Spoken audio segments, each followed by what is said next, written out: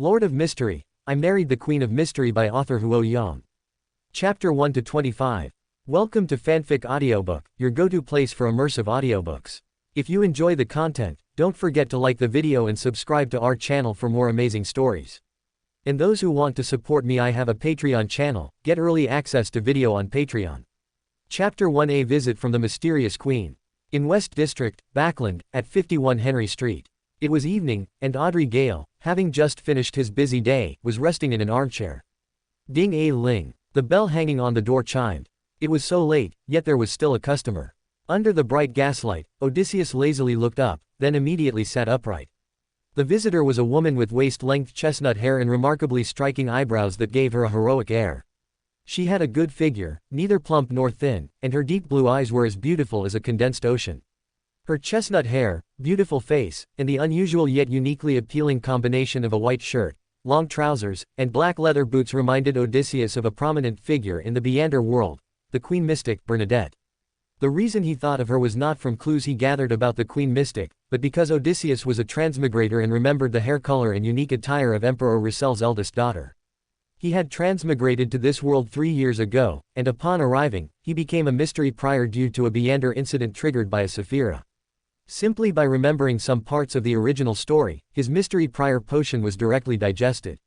Because of this Beander case, Odysseus was highly scrutinized by machinery hivemind and closely monitored for a long time. He even suspected that the god of steam and machinery had paid attention to him. Fortunately, they couldn't confirm the connection between Odysseus and the Saphira, so he wasn't arrested for dissection and studied like an alien. Recently, Odysseus finally had an opportunity for advancement, but he was still a mystery prior. Returning to his herbal store, Odysseus immediately smiled and stood up, saying, "Hello, how can I help you?" The visitor was indeed Bernadette. After entering, she also observed Odysseus. He was a young man of 23 or 24, with black pupils and slightly curly black hair. He was quite handsome, with thin lips, a high nose bridge, and bright, spirited eyes. He wore a linen shirt and a loose jacket, with cloth shoes on his feet. This attire was far from gentlemanly but certainly comfortable. On the counters and cabinets of the herbal store, various common herbs were displayed, making it appear to be a very ordinary shop. Finally, Bernadette's gaze fell on Odysseus. "I have something I want you to look at." Odysseus was slightly stunned. Was she here to fence stolen goods? It was precisely because of the Beander incident when he arrived in this world, and his herbal store business, that Odysseus had gained some connections in the Beander world. Some Beanders would fence stolen goods through his channels. But the esteemed Queen Mystic should have her own channels for fencing stolen goods. Odysseus thought as he went to hang the "closed" sign on the door, then drew the door curtain and window curtains. After doing all this, he stood behind the counter and gestured for her to proceed. Bernadette took a small wooden box from her pocket, placed it on the counter, and pushed it towards Odysseus. Odysseus, the owner of the herbal store, opened it to find dozens of oddly shaped, block-like metal objects. On one side of the metal objects, there were glowing etchings, like fluorescent markings, emitting a faint dark red light. Seeing these, Odysseus's eyes narrowed, but he quickly hid his surprise and asked with a frown, "This is?" "You should recognize it," Bernadette said with a polite smile. Odysseus feigned a blank expression. "I apologize, I have no recollection of this." Odysseus put on a professional smile. "The scope of business at this shop is limited, we cannot acquire such a fine item.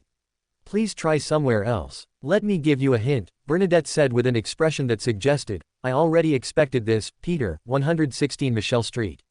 Odysseus, who was familiar with the area, knew very well that Peter, who lived at 116 Michelle Street, was a master thief. The items in the box were Odysseus's weapons that had gone missing yesterday. He had performed a divination and knew that Peter had stolen his belongings. In the afternoon, he had just sent someone to negotiate with this master thief. Odysseus's smile vanished. "Since your information is so well informed, you should know who my behind-the-scenes bosses is." "Of course I know. I also know your relationship with your behind-the-scenes bosses," Bernadette said, placing her hand on the counter and speaking earnestly, "but I still came." Odysseus immediately felt a bit helpless. Even in Backland, unless the royal family or the church sent an angel to intervene, no one could do anything to the person in front of him. More precisely, even when facing an enemy at the angel level, Bernadette would not be afraid. After all, she alone possessed 3 sequence 0 sealed artifacts. Odysseus sighed and said, "Are you very interested in the Beander applications of this weapon?" Bernadette nodded. "The young man is very smart. First, I need to know who made this Beander weapon. What is its principle? Then, I will reassemble it. Odysseus smiled. You should be able to tell, I am not an artisan. This is a failed experimental product from the Church of Steam and Machinery, and they asked me to help them dispose of it. Not a single word, not a single sentence, not a single hair, not a single piece of content, at a glance. Then he changed the subject. I'm very curious, how did you disassemble it? Lies. The Queen Mystic narrowed her eyes, not falling for Odysseus's trick. Even if it's a failed experimental product, the church wouldn't dispose of such an item. As for how I disassembled it, that's my business. She had disassembled this Beander weapon, but she couldn't reassemble it. Bernadette placed both hands on the counter. You'd better tell the truth, don't force me to use certain methods. This Beander weapon was actually made by Odysseus, but it concealed his greatest secret. After arriving in this world, Odysseus gained a strange ability. Every Sunday after he fell asleep, he would enter a mysterious space. That mysterious space was composed of layers of light-formed knowledge. That knowledge was all-encompassing, anything Odysseus could think of could be found there. But each time he entered, he had to complete a project before he could wake up. Even if he stayed in that space for a year, upon returning, it would only feel like he had just slept. In that space, he could choose his own project, but it couldn't be too superficial, it had to include some of his own insights and research conclusions, otherwise, the space wouldn't release him.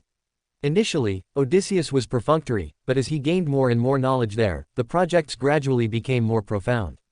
That Beander weapon originated from one of his research outcomes, an innovative application of spirituality materials. Odysseus was about to use the Church of Steam and Machinery as an excuse again when the Queen Mystic, Bernadette, suddenly raised her hand, signaling Odysseus to remain silent. She seemed to be listening intently to something. The next second, you'll come with me to a place first. Before Odysseus could ask, where, a phantom feather had already enveloped him. When the phantom feather dissipated, Odysseus found himself already at the Kingdom Museum on King's Avenue. Odysseus was slightly stunned. He remembered that the Kingdom Museum was currently holding the Ressell Memorial Exhibition. Welcome back, old readers, to inspect. I've missed you all so much. Also, to new readers, author Jun has already written a premium, 3 million word fanfiction of Lord of the Mysteries, so you can dive in with confidence. Chapter 2 Witnessing Mr. Fool Stealing. When Odysseus saw the Kingdom Museum, he immediately had a bad premonition. It was October 1349, and Klein Moretti had already arrived in Backland. Odysseus did not want any thrilling adventures in this world, so he had never sought out Klein or other Tarot Club members. But today, while the Ressell Memorial Exhibition was in full swing, Bernadette suddenly brought him to the Kingdom Museum late at night, and he did not think it was an invitation to see the memorial exhibition. At this moment, outside the museum, Bernadette once again assumed a listening posture. Then she turned her head and placed her index finger on her beautiful, shiny lips, making a hush gesture. Odysseus felt something and, when he tried to open his mouth again, found that his lips indeed could not open. Finally, Bernadette's fingers seemed to dance, and the next second, she raised her index finger, and Odysseus's left leg lifted without warning. She raised her middle finger, and Odysseus's right leg lifted, both legs completely beyond his control. Odysseus was momentarily caught between laughter and tears, and at the same time, he felt the power of a demigod and the wonder of its Beander abilities. Bernadette made another gesture of pulling a hood, pulling a black hooded cloak from the void, and her figure immediately became illusory. A black hooded cloak also appeared on Odysseus, concealing his tracks, and then he was like a puppet, controlled by Bernadette, following behind her. Before them, an illusory avenue, flickering with starlight, shimmered, making the walls of the Kingdom Museum illusory, and they brazenly entered the Ressell Memorial Exhibition, which was guarded by Beyonders of the Steam Church. Especially at the four corners of the roof, a machinery hivemind team member stood at each, two of whom wore sealed artifacts, yet all seemed to ignore Bernadette and Odysseus. Upon entering the museum's interior, the avenue of starlight formed upward steps. Ascending the steps and returning to the real world, Odysseus found himself in the museum's second-floor replica of Ressell's study. Both he and Bernadette were on top of a tall bookshelf, and before them was a figure like a spirit, with a painted face. Odysseus wanted to twitch the corner of his mouth but found his lips uncontrollable, though this did not prevent him from sighing inwardly. It's Klein.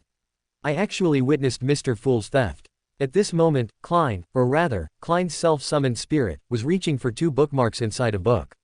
Bernadette did not immediately stop him, but waited until he had wrapped the bookmarks with his spirit before she suddenly raised a hand. Wah, wah, wah. A shrill infant's cry suddenly echoed in the exhibition hall, the sound very ethereal, as if coming from a very distant place. Klein's spirit seemed frozen, motionless, and from the corner of his eye, he saw two hooded figures, one male and one female, on top of the bookshelf. Bernadette asked in a stern voice, "Why did you only take the bookmarks?" Klein seemed to struggle desperately, but it was futile. He was completely trapped in front of the exhibition hall's desk, unable to move.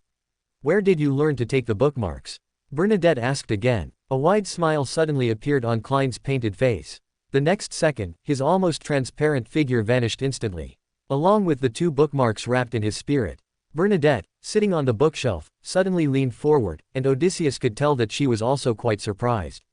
But in an instant, Bernadette's figure also became illusory and vanished without a trace. She pursued, guided by her spirituality.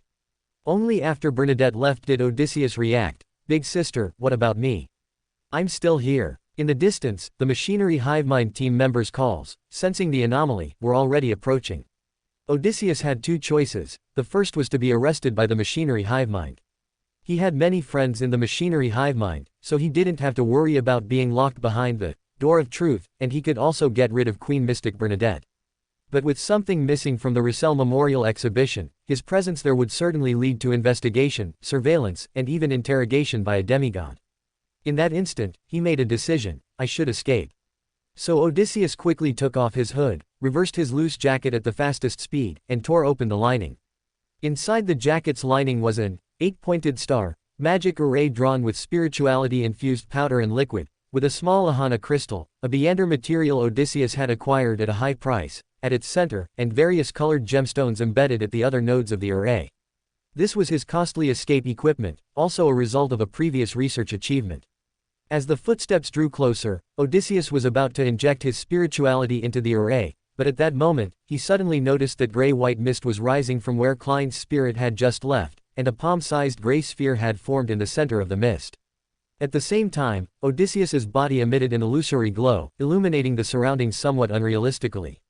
He was slightly stunned, then instantly understood that Saphira Castle had just established some kind of connection or resonance with the space he could enter every Sunday.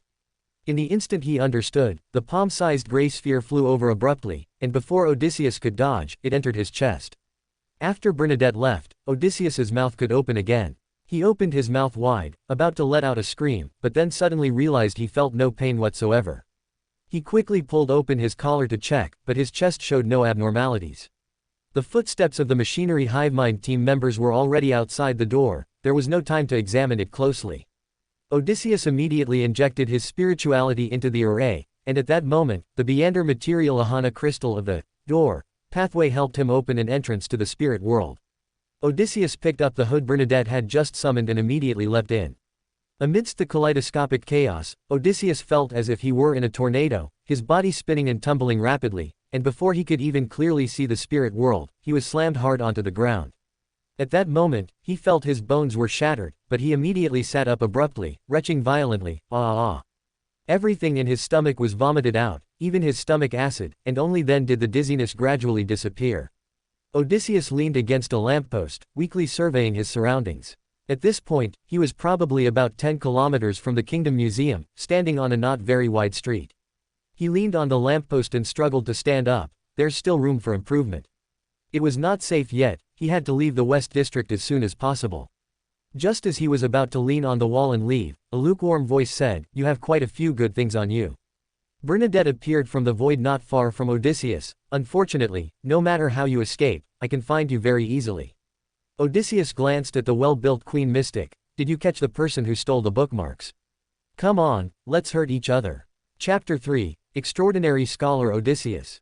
Upon hearing Odysseus's question, Bernadette, with her chestnut hair, gave him a cold glance, said nothing, and the two were once again covered by illusory feathers. When they reappeared, they were already on the rooftop opposite Gall Herbal Shop on Henry Street. Odysseus sat on the ground and rested for more than 10 minutes before the feeling of motion sickness finally disappeared. Bernadette, who had been standing by the side, suddenly said, "Get up and see for yourself." Only then did Odysseus notice that he and Bernadette were once again becoming illusory, as if they were about to vanish from this world. He got up and saw two masked individuals in black clothing quickly approaching the herb shop, from whose windows light emanated. They first made sure no one was around before pushing the door open and entering, Seeing no one inside the herb shop, they paused for a second or two before immediately turning around and leaving. Just then, 2 pea seeds appeared in Bernadette's hand. She casually tossed them, and the 2 peas immediately sprouted and grew vines upon hitting the street, entangling the 2 black-clad individuals who were clearly not thieves. Bernadette did not kill them. Instead, she pointed her index finger at the ground, and a pair of red high heels immediately appeared on their feet. Entangled by the vines, the 2 individuals began to dance, their faces filled with terror. But they seemed to have forgotten how to scream, only able to show expressions of horror.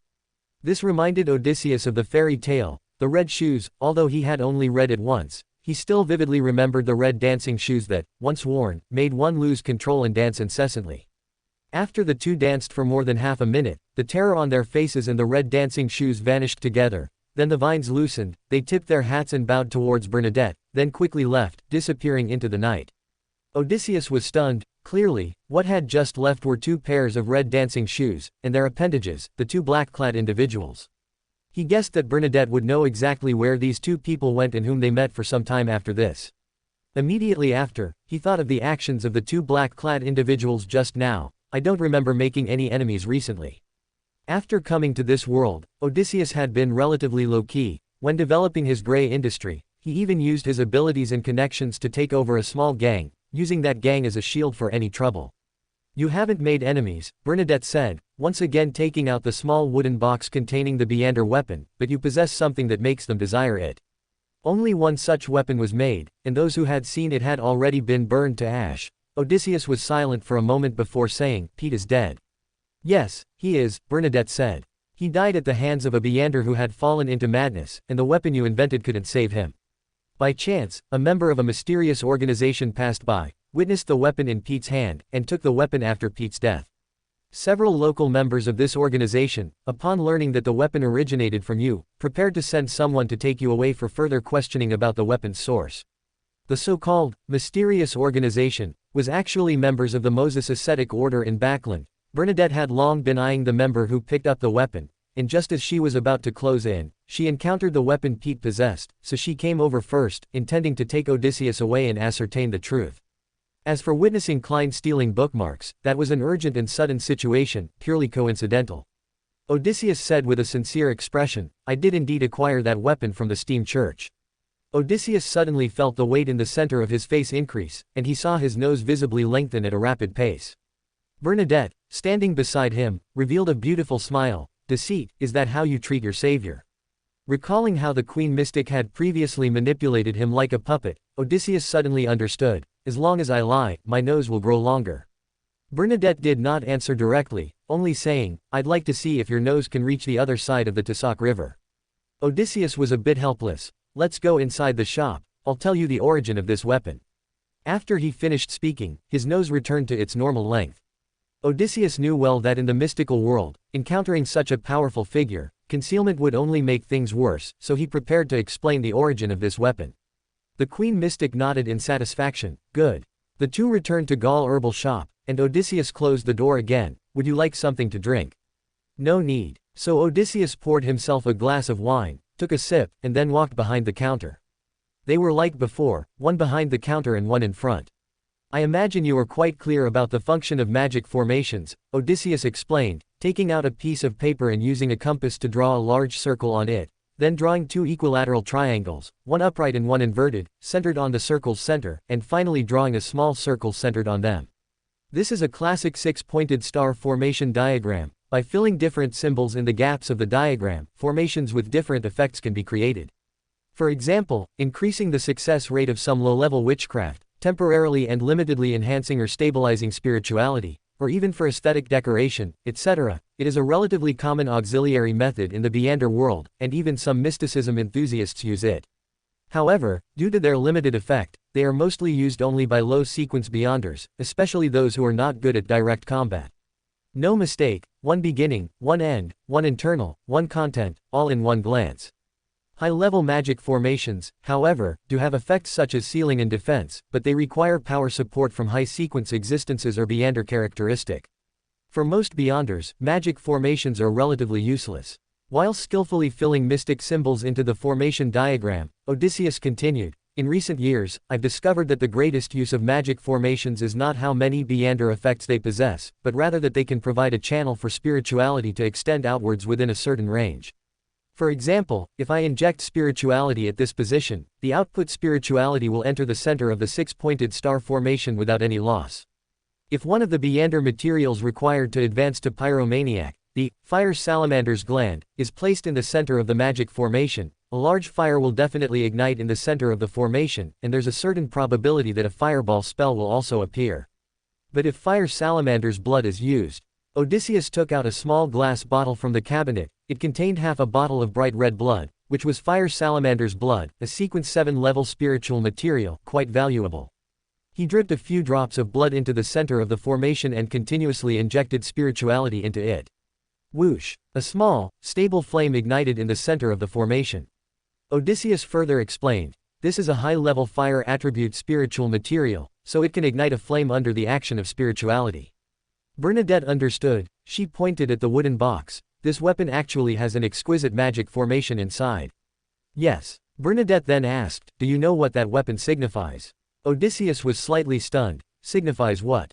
Bernadette said seriously, all sequence 9s can now use the fireball spell. Although it was a low-level version of the fireball spell, she had already seen the groundbreaking research results it contained. Chapter 4, a £3,000 business. Odysseus had considered Bernadette's conclusion, but he immediately shook his head and smiled, I don't think so. As he spoke, he skillfully assembled the parts in the wooden box, saying, the magic array in this Beyonder weapon needs to be carved with a bone knife made from the leg bone of a mutated flamingo's. Each weapon requires 3 mutated flamingo's leg bones, each costing about 25 solar. The carved grooves need to be filled with a mixture of lava glowstone powder and red-crusted immortal herb powder, which costs about 50 solar. As Odysseus described, the scattered parts in the wooden box were assembled into the shape of a revolver. Its method of use is to inject spirituality while pulling the trigger. Each bullet fired is like a fist-sized fireball, and after hitting the target, in addition to the damage from the bullet, it can also cause extensive burns. Even if it doesn't directly hit the target, being struck by the residual heat of the fireball can still burn the target. He picked up the pistol, adjusted it, and continued, these parts also need to be custom-made. Thanks to Backlund's developed industry, any foundry with a bit of skill can take such an order. But because they are too small and not many are needed, the cost is quite high. The parts for each gun cost about 10 solar. The bullets also need special treatment. The metal is soaked in mutated flamingo's blood, and the gunpowder must be mixed with lava imp bone powder. Each bullet costs 12 solar and becomes unusable if not used within 2 months. Calculated this way, the initial cost of this gun is 135 solar, and that's not even including my design and research fees. Because the spirituality in the spiritual materials will dissipate after about a year, it will require about 80 solar for maintenance each year. He paused and then said seriously, the semi-detached villa I currently live in only costs 35 solar for half a year's rent. A common revolver only costs about 3 solar in the black market in Backlund City, and if traded in the suburbs, it's only about 1 solar and 15 solar. Odysseus shook his head. In comparison, this Beyonder weapon is too expensive.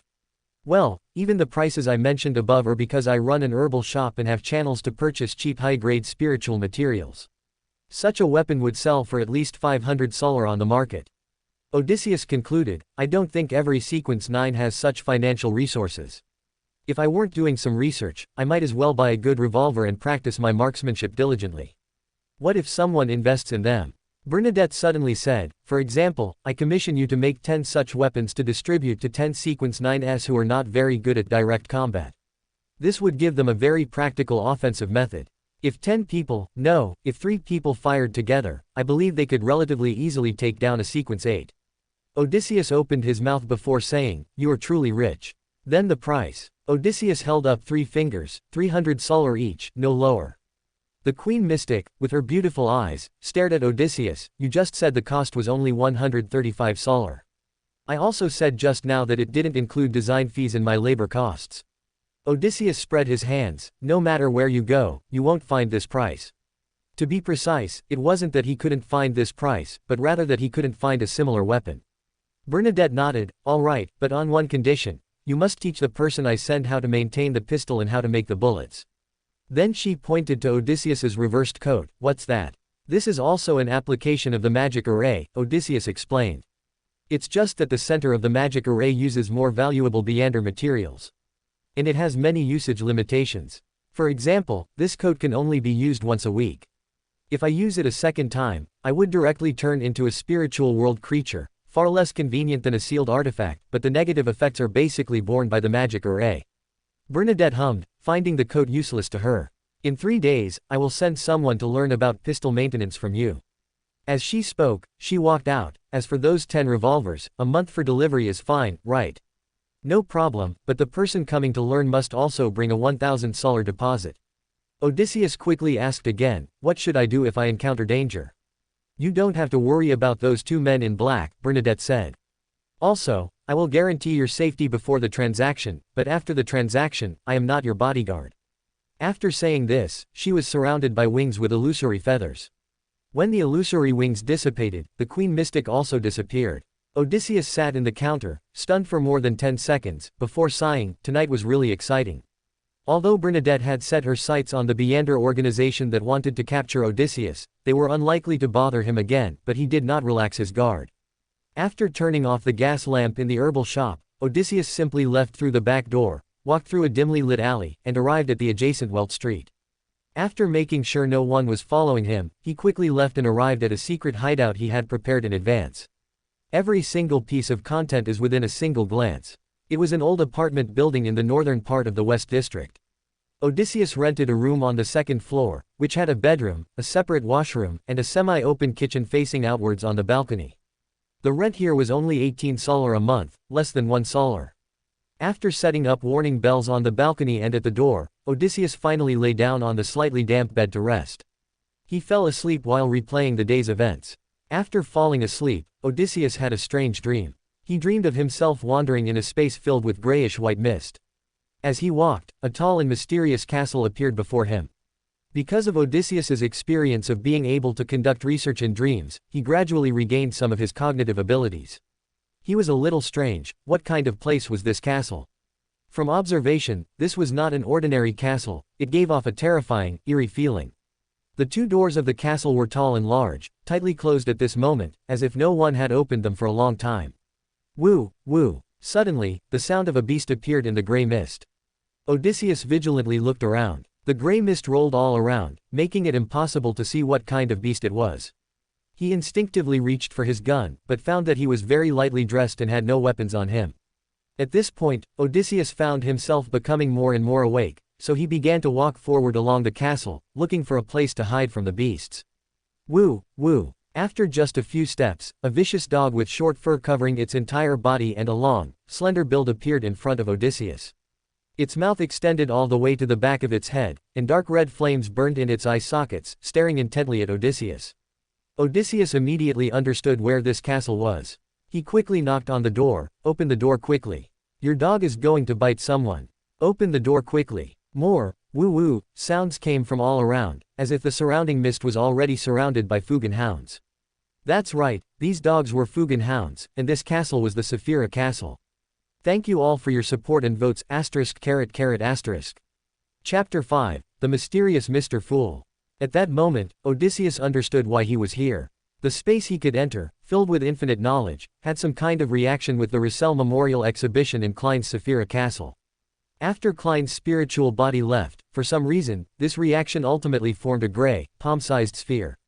It was only then that Odysseus realized that it should have been an invitation letter and a pass. With the sphere's influence on his spiritual body, he unconsciously entered the spirit world in his sleep and arrived outside the Saphira Castle. But Odysseus was a little helpless. Brother, you should have given me a complete pass. It's fine if I can't get in, but don't let the dogs bite me, okay? Open the door. Your dogs are going to bite people, he shouted while looking for a way to climb over the wall. Fortunately, the Fugan hounds seemed to sense some of the Saphira Castle's aura on Odysseus's spiritual body, so they were still hesitant and did not immediately attack. But Odysseus could feel that their aggressiveness was growing stronger, and they might pounce on him and tear him apart at any second. And the surrounding high walls didn't even have a single brick seam. Besides, this was a castle derived from Saphira. How could he just climb over it? Thump thump thump. Open the door quickly. Odysseus wondered if he should reveal the fool's secrets in exchange for a slim chance of survival. Whoosh! A high-pitched roar sounded, as if it were a signal to attack. More than a dozen black figures rushed over from all directions, pouncing on Odysseus. He pressed himself tightly against the large door in terror. Odysseus was only a sequence 9 Beander, of course, he was no match for these Fugan hounds. Creak. Just then, the large door opened a crack, just wide enough for one person to enter. The Fugan hounds, already close at hand, immediately lay down on the ground, showing submission. Odysseus seized this opportunity and flashed into the interior of the castle. Creak. The castle door closed by itself again. Odysseus breathed a sigh of relief. He knew the fool wouldn't just stand by and watch him die. As soon as his hanging heart settled, seeing the gray mist spreading before him, Odysseus suddenly thought of another thing. Will the aura of the Saphira castle contaminate me? But then he thought, since Klein let me in, he will definitely protect me from contamination, otherwise, I would have lost control and turned into a monster just by looking at the Saphira castle from outside. At this moment, the gray mist in front of him rolled and dispersed, revealing a very tall hall, as if prepared for giants. In the hall, there was a mottled bronze long table, with high-backed chairs inscribed with mystical symbols on both sides, and at the head and foot. In the depths of the hall, at the head of the bronze long table, sat a mysterious and powerful blurred figure. Odysseus was first stunned. He remembered seeing a courtyard inside the door from the outside, so how did he enter a hall immediately upon entering? But then he came to his senses and bowed, saying, "Great mysterious existence, did you summon me here?" He said this first to avoid fool asking, "How did you get here?" If it were a truly hidden existence, even if Odysseus said this, it would most likely still ask the question. But the fool was currently just an empty facade, and he had to maintain his demeanor no matter what, so he naturally wouldn't easily ask such a question. At that time, he would just deal with it with a few casual words and then ask the other party to send him away. The fool Klein said in a low voice, "What were you doing at the Kingdom Museum tonight?" Klein behind the gray mist was indeed very strange. He was sleeping soundly but was woken up by a knocking sound. Only after waking up did he realize that someone was knocking on the door of the above the gray fog space. Upon arriving at the above the gray fog, Klein was even more surprised. There really was someone outside the door knocking urgently. His gaze had just passed through the large door, and he had seen Odysseus. This young man with black hair, whose face was obscured by gray mist, gave Klein a feeling of familiarity at first glance. So he quickly used dream divination to recall where he had seen this young man, and the resulting image was the Russell Memorial Exhibition. This made Klein very vigilant. Fortunately, the above the gray fog was his world, so he had nothing to fear. Thus, he acted to save Odysseus, preparing to ask this young man if he was related to the mysterious and terrifyingly powerful lady he had encountered that night. Odysseus looked at the fool in surprise, then lowered his head as if he understood something. His series of actions was not faked. He was indeed a little surprised that the fool knew his whereabouts tonight, but then he thought that the fool's best skill was divination, and he must have divined some information, which was why he had that expression of seeming to understand. But in Mr. Fool's eyes, Odysseus's expression seemed to first show surprise at his words, and then he seemed to understand that such a mysterious and great existence could, of course, know his whereabouts. Thinking of this, Klein behind the gray mist couldn't help but curl the corner of his mouth slightly, feeling a sense of being firmly in control. Odysseus paused for a moment before replying, "Great existence, I appeared there under duress." He knew he had to tell the truth about such matters because the fool had the ability to discern whether someone was lying. Just as Odysseus expected, Klein's hand, placed under the bronze long table, was divining whether Odysseus was lying. After receiving the conclusion that what this young man said is true, Klein asked again, "Who coerced you?" "Not a single mistake, one by one, everything is in order." "A mysterious and powerful lady." Klein nodded slowly, realizing that this young man in front of him was someone close to that mysterious lady. "Why did she coerce you?" "I had some research results in the field of Beander weapons, which attracted the attention of that lady. She wanted to coerce me into some transactions." Odysseus's words were very deceptive. In fact, Bernadette's main purpose was to prevent him from falling into the hands of that mysterious organization, but Bernadette was indeed very interested in those research results and had the idea of trading with him, so only telling a partial truth would not be discovered. Klein behind the gray mist asked again, did you two make a transaction?" He originally wanted to ask, "Are you an artisan? What exactly is your research?" But he felt that a great existence shouldn't be interested in such things, so he simply focused on the mysterious lady. After all, the mysterious lady's power was obvious to all. It was normal for a mysterious existence like the fool to be interested in a high-sequence Beander. Odysseus answered truthfully, "Yes, we did. Klein hummed, as if lost in thought.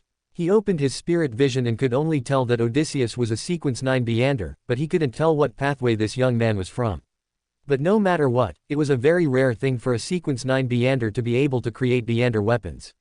Klein, who lacked corresponding stable channels, had the idea of further observing the other party. He asked again, "Do you want to have the ability to deal with her?" Odysseus was slightly stunned and immediately said, "No." Originally, Klein thought this young man would say, yes, and then he would assign a few tasks to observe the other party, not only gaining a free assistant but also more detailed information about the other party and clues about that mysterious lady. But the other party said, no, and Klein couldn't help but nod. This answer pleased him greatly. Chapter 6: Joining the Tarot Club. After a moment of thought, Odysseus said again, "Mysterious and great existence, although I don't want to deal with that powerful lady, can I ask for your protection when necessary?" Before meeting Bernadette, Odysseus was not too willing to interact with Klein or other members of the Tarot Club, because that often meant trouble and danger. But the situation was different now. Influenced by his profession before transmigration, Odysseus liked to do research, and necessary experiments still had to be conducted. Although he tried his best to hide it, his experimental subjects were now attracting the attention of some important figures or Beander organizations, which made his situation somewhat dangerous. And now, there wasn't even a shadow of the Church of the Fool. To balance the crisis brought by the Queen Mystic, he had no choice but to temporarily rely on the Fool. Of course, Odysseus could have also chosen to directly join the Church of Steam and Machinery, or join Oravi Island. But he knew well that the god of steam and machinery's judgment in choosing sides was questionable, and if he were to join Oravi Island, it would be better to directly join the Tarot Club, which would guarantee a demigod in the future. The fool behind the above the grey fog, after hearing Odysseus's question, revealed a gentle smile. Yes. Klein was waiting for this sentence, it would give him complete initiative. Odysseus, following normal thought processes, said, "I will offer sacrifices to you and believe in you." The fool, however, said, "I do not lack believers, I prefer equivalent exchange." Odysseus, as Klein expected, further asked, "What should I sacrifice to you to gain your protection?" In fact, he knew very well that sacrificing pounds would definitely please this great and mysterious existence. Klein considered for a moment and then, after a simple divination, said, "There are a few people similar to you who were drawn here by me for other reasons. They hoped that I could hold regular gatherings for formula transactions, material buying and selling, information exchange, and task commissions, and I agreed to them. You can learn of my needs or the needs of my dear at the gatherings."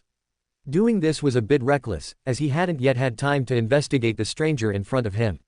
But Klein's spirituality sensed that the stranger in front of him was different from the Justice and the Hanged Man, and also somewhat different from the Sun or Magician. He was more like someone, invited, by the space of above the grey fog. He had a premonition that if he didn't establish further contact, this stranger might appear outside the door again tomorrow night, so it would be better to directly invite him to join the Tarot Club. For Klein, he was very confident in his control over above the grey fog. Although he didn't know why above the grey fog would invite strangers without his permission, the invited people could only appear outside those two mysterious doors. So Klein simply performed a divination, confirmed that inviting this stranger to join the Tarot Club posed no danger and would bring benefits, and then invited the other party to join. Odysseus said, "This is my honor." The fool said, "Every Monday, at 3 in the afternoon, eliminate interference." He added, "They decided to use the names of tarot cards as their respective codenames. You can also choose a codename for yourself." A set of tarot cards appeared before Odysseus. He casually drew one, Hermit. Sure enough, Odysseus thought to himself, he took Catlia's codename. "I wonder if she can still successfully join the Tarot Club." The fool declared, "Your codename is Hermit. Pay attention to the gathering time." Then he added, "You can pray to me when you encounter danger." Klein raised a hand and sent Odysseus back into the red stars. He did not leave immediately but used dream divination to find out why the hermit appeared outside above the grey fog. For Klein, this above the grey fog was a relatively private space belonging exclusively to him. Before, no living creature had ever appeared around this space. The reason the hermit appeared here. The reason the hermit appeared here. Quote. After silently repeating 7 times, Klein used meditation to fall asleep. Soon, the illusory grey mist before his eyes immediately parted, and he reappeared in Emperor Russell's reconstructed study on the 2nd floor of the Kingdom Museum. Klein saw that after his spiritual body suddenly disappeared, the mysterious lady with a hood, whose appearance was unclear, also disappeared. Because of the isolation of above the gray fog, the mysterious lady could not possibly know the whereabouts of his spiritual body. Klein recalled their later encounter and guessed that at this moment, the lady was completely relying on her spiritual sense to chase after him. At this moment, there was still a hooded figure on the bookshelf. He stretched out a hand in the direction where the mysterious lady disappeared, as if to say, "You left me behind." Just then, Klein saw that where his spiritual body had disappeared, a gray illusory sphere suddenly appeared. At the same time, the hooded figure on the bookshelf also changed. A field of illusory light appeared behind him, and in the depths of the field, there seemed to be a tall tower. There seemed to be a strong gravitational pull between the tall tower and the gray sphere. In an instant, the sphere merged into the hooded figure's chest, and the tall tower on the field of light became extraordinarily bright. Poof! Klein's head suddenly exploded like a rotten watermelon, and he was forcibly pulled out of the dream divination state. Under the effect of the gray mist, after more than half a minute, it seemed as if his head had regrown, and all the knowledge in his mind was boiling. It only subsided after more than 10 seconds. Immediately after, some new memories appeared in Klein's mind. Sequence 9 Mystery Prior. Main ingredients: a pair of eyes from a Nazca ancient mountain giant ape, 70 grams of star crystal. Auxiliary ingredients: 80 milliliters of purified water, 8 drops of octagonal gold plate flower juice, 7 grams of white orchid powder, 9 grams of dragon blood grass. Sequence 9 Savon Potion Formula. Main ingredients: the head of a brown-backed firefly, a complete 5-colored variegated plant. Auxiliary ingredients: Sequence 7 Constellations Master Potion Formula. Main ingredients: the complete brain of a pale long-necked beast, 2 flying pung tree fruits. Auxiliary ingredients: Sequence 5 Constellations Master Advancement Ritual. Write on the back of a multicolor star-eyed beast and drink the potion in the midnight sky. Klein quickly understood that this was the knowledge he had just obtained from that field of light. What was that illusory field? How could it cause such damage even with the spatial protection of above the gray fog? This was something Klein had not anticipated. He had suffered similar damage before, but that was when he actively courted death by divining the origin of the drop of blood in the mutated sun holy emblem. Thinking of the hermit's reaction, he seemed unaware of his own specialness, and the hermit was currently in need of his help. The power of above the gray fog could also completely control the hermit, so Klein's concerns gradually subsided. Immediately, Klein sighed. The new member's identity is not simple, he seems to have many secrets as well. Then he recalled the previous divination result. Perhaps it is these secrets of the hermit that can bring me some benefits. Thinking of this, Klein's lips curved slightly. With the addition of the hermit, the tarot club has gained a bit more mystery. Chapter 7 Check Yourself. A minute or two later, a towering figure appeared in Odysseus's mind, and then a passage of text appeared before his eyes. Fool that does not belong to this era. The mysterious ruler above the gray fog. As the king of yellow and black who controls luck. Odysseus breathed a sigh of relief. Although he knew the fool's honorific name, he had not learned it through official channels, and dared not use it lightly. After getting up and thanking the fool, he lay down again. The encounter last night in that gray sphere seemed to have been prepared for me to attend the tarot club. As a mystery prior, Odysseus occasionally perceived such destiny fluctuations involving himself. Lying in bed, Odysseus thought a lot, and finally had to resort to meditation to fall asleep. The next morning, Odysseus quickly washed up, bought a Dixie pie on the street, and ate it on his way to the public carriage station. With Odysseus's income, he could actually afford to rent a small villa and buy or rent his own carriage. However, his usual Beander research was very expensive, just like the revolver he carried, which could shoot flames. It was not very useful to him, but in order to verify his research results, he could only make an experimental one. This was just one of the less expensive research projects. For example, the magic array in Odysseus's jacket, that small piece of Ahana crystal alone was worth £1,200. So, despite his high income, Odysseus lived only an ordinary middle-class life. Also influenced by his pre-transmigration concept, he saved money on daily expenses whenever possible, and usually took public carriages for travel. As he finished his pie, the public carriage slowly arrived, and Odysseus boarded the crowded carriage with the crowd. On the second floor of the Kingdom Museum, in the restored study. Max Livermore, captain of the Machinery Hivemind team, asked his team members, "Are you sure only 2 bookmarks were stolen?" As he spoke, he secretly glanced at the important figure standing in front of the desk, with his back to him. That was an old man in a white priest's robe and a soft clerical hat. He was Horamik Haydn, the head of the Church of Steam and Machinery in Backland and a member of the Pre-God Council, an archbishop. The question team member answered with certainty, yes, only those 2 bookmarks were stolen. Horamik's eyes flickered with illusory light. There was more than one person here last night, at least 3, divided into 2 opposing sides. One of them might even have a higher sequence than me, and he had an accomplice. The other side's strength couldn't be discerned, but it's certain that he escaped in a strange way. That high sequence Beander immediately gave chase, and his accomplice escaped into the spirit world. Max, whose facial features were sharp, guessed, a Beander from the apprentice pathway. The illusory light in Horamik's eyes gradually disappeared, and he gently shook his head. It doesn't look like it. Max slowly nodded. It must have been a sealed artifact from the apprentice pathway. Unexpectedly, Horamik frowned again and said, it doesn't seem like a sealed artifact was used either. Max looked puzzled. Not a Beander from the apprentice pathway. Not a sealed artifact from that pathway either. That's strange. Things are more complicated than we imagined. Horamik, with a gentle expression, sighed. I also know why they stole the bookmarks. We've been deceived by Russell for over 150 years. Ding a ling. Around 4 in the afternoon, a customer entered the Gall herbal shop.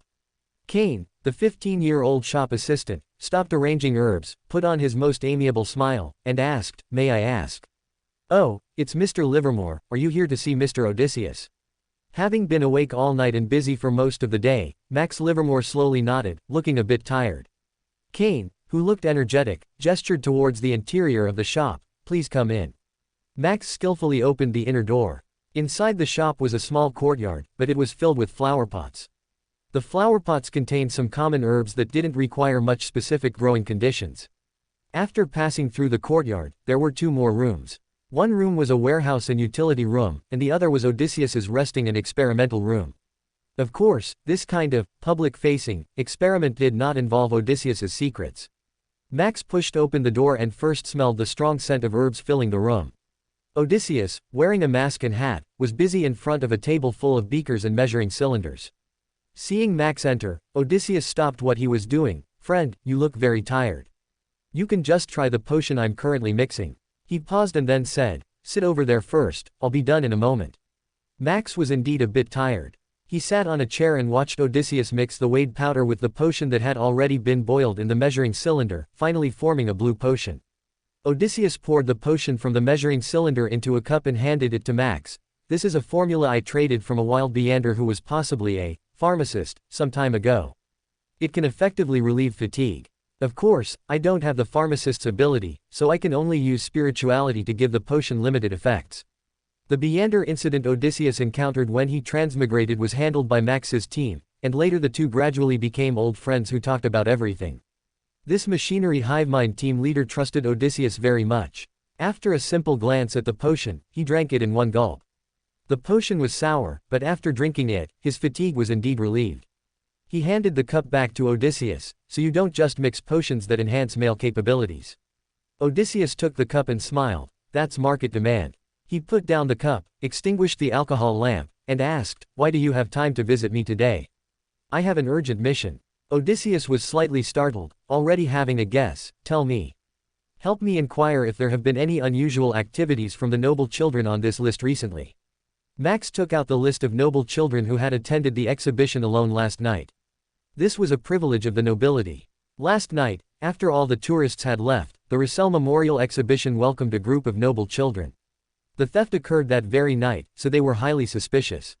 Max stretched his neck a bit and then added, also, help me keep an eye out for anyone recently trading or using magical items similar to the apprentice pathway, and quietly acquire items used by Emperor Russell during his lifetime at a high price. If you receive any bookmarks, contact me immediately. For these last 2 tasks, you must be careful to conceal yourself. In fact, for these last 2 tasks, not only him, but the church also did not hold much hope. Odysseus secretly thought, as expected, that magical item similar to the apprentice pathway points to me. Hey, making me investigate my own crimes. There's no way any clues will be found in this lifetime. No problem, I'll arrange it right away. Odysseus readily agreed. Max stretched, then suddenly stood up and said, I have something to do, I'm leaving. Odysseus saw him to the door, then immediately returned to his desk to write a letter, put it in an envelope, and sealed it with wax. Coming to the herbal shop, Odysseus handed the letter to Cain. "Give this to Ms. Mandy." Cain took the letter and handed him a newspaper. "This is a special edition that just arrived, you might be interested." Odysseus glanced at it. Oh. The culprit of the serial killing case has been shot dead. Chapter 8 Odysseus's Boss. Recently, Backland has been plagued by serial murder cases, causing widespread panic. Official Beyonders have strengthened their control over the entire city, making it difficult for wild Beyonders to operate. Odysseus called out to Cain, who was about to leave. He first wrote a few sentences on paper, then took out a £5 note and handed it to him, saying, "Go to the Backland Post again, and as usual, publish this advertisement on the 3rd page." This money could be reimbursed by the Church of Steam and Machinery, so his gesture of paying seemed quite generous. In Backland, the most popular newspapers were the Beckland Morning Post and the Lowen Evening News. Publishing a small advertisement in an inconspicuous spot in a newspaper with not so good sales like the Backland Post only cost £5. Of course, in Odysseus's memory, £5 sometimes cost as much as a certain ambassador. Last year, Odysseus, through Max's introduction, met Ekenzer Bernard, the machinery hivemind captain in the Backland region. After multiple discussions, Odysseus, with the help of the Steam Church, established a gathering-style mysticism research society to acquire Beyonder materials and spirituality materials needed by the Steam Church from the public, and to deal with things they didn't need. Theoretically, it would be difficult for Odysseus to maintain such a gathering with his strength, but his boss behind the scenes was the Steam Church, so no one dared to voice any opinions. After more than a year of operation, the gathering had already attracted over a dozen low-sequence Beyonders. In addition, the gathering also had over a dozen experienced mysticism enthusiasts carefully selected by Odysseus. They all had their own channels and ways of knowing about the existence of Beyonders and hoped to become one of them. This was a good place to gather intelligence and disseminate information. Currently, Odysseus had gradually become the eyes and ears of the Steam Church in Backland. Publishing advertisements in the Backland Post was a way to announce the gathering time using code.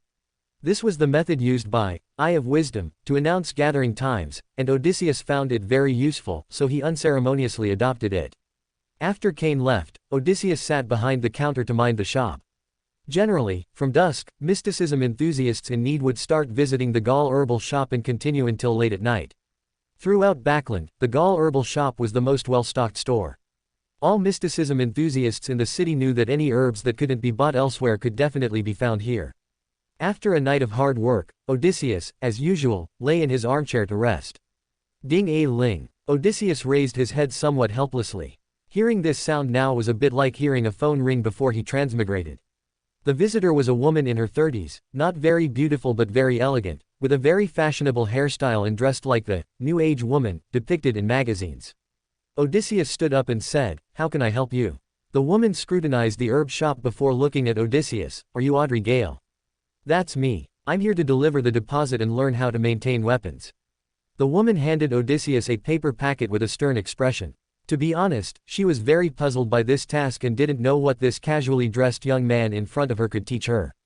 But because it was the Queen's order, she rushed over as quickly as possible, though her tone still couldn't help but show some disdain. Odysseus didn't pay much attention to her expression. Based on his observation, the person in front of him was at least a sequence 7, or even a sequence 6. Facing a sequence 9, she had the capital to be arrogant.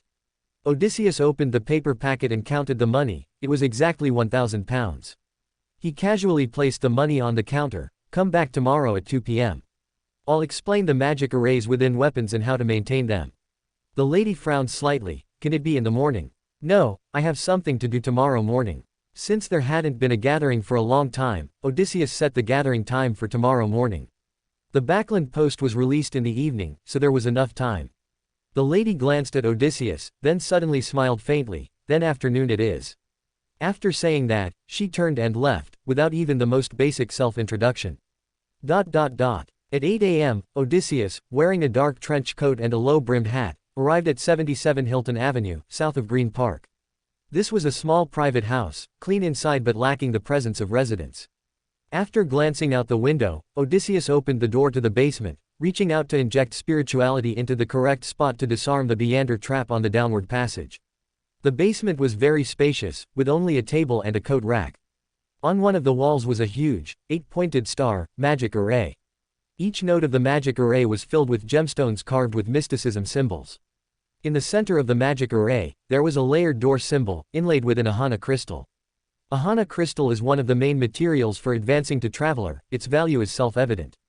The small Ahana crystal on Odysseus's coat was worth £1,200, while the Ahana crystal inlaid in the wall was worth £3,300. Every single detail was perfect. However, Odysseus later reimbursed this money from the Steam Church in more than 10 installments. Odysseus put on an iron mask carved with mysticism symbols here, then took off his trench coat and put on a hooded cloak, concealing all his features. Then he came to the wall with the 8-pointed star magic array, injecting spirituality into one of the gemstones. Under the effect of the Beander materials, the 8-pointed star magic array opened an illusory passage. Odysseus stepped into the illusion and arrived at a basement 3 streets away. This magic array was based on the same principle as the one on his coat, except this was a fixed passage, so it was more stable and wouldn't give the feeling of being blown into the sky by a storm. It was a pity that this magic array could only be used by one person at a time, only had one fixed teleportation location, needed an hour of rest after each use before it could be used again, and could not be carried around. Arriving in the other basement, Odysseus felt no discomfort. He went from the dark basement to the living room outside. By this time, several people attending the gathering had already arrived in the living room. Odysseus had always appeared from the basement, so they were already accustomed to it. There were a few rows of chairs in the spacious living room, and Odysseus sat on a small platform opposite these chairs. The members of the gathering arrived one after another, and soon it was 8:30, the agreed gathering time.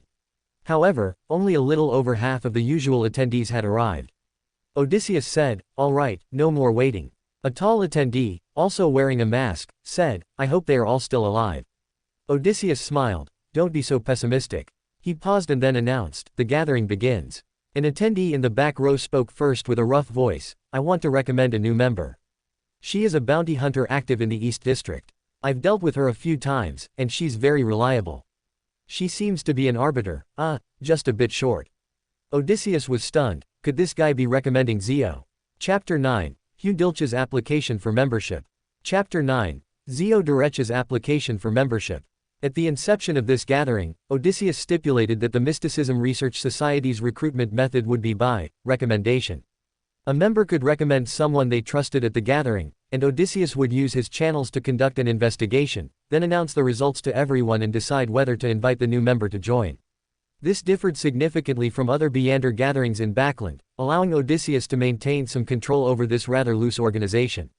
In fact, establishing the Mysticism Research Society was a mutually beneficial collaboration between Odysseus and the Church of Steam and Machinery.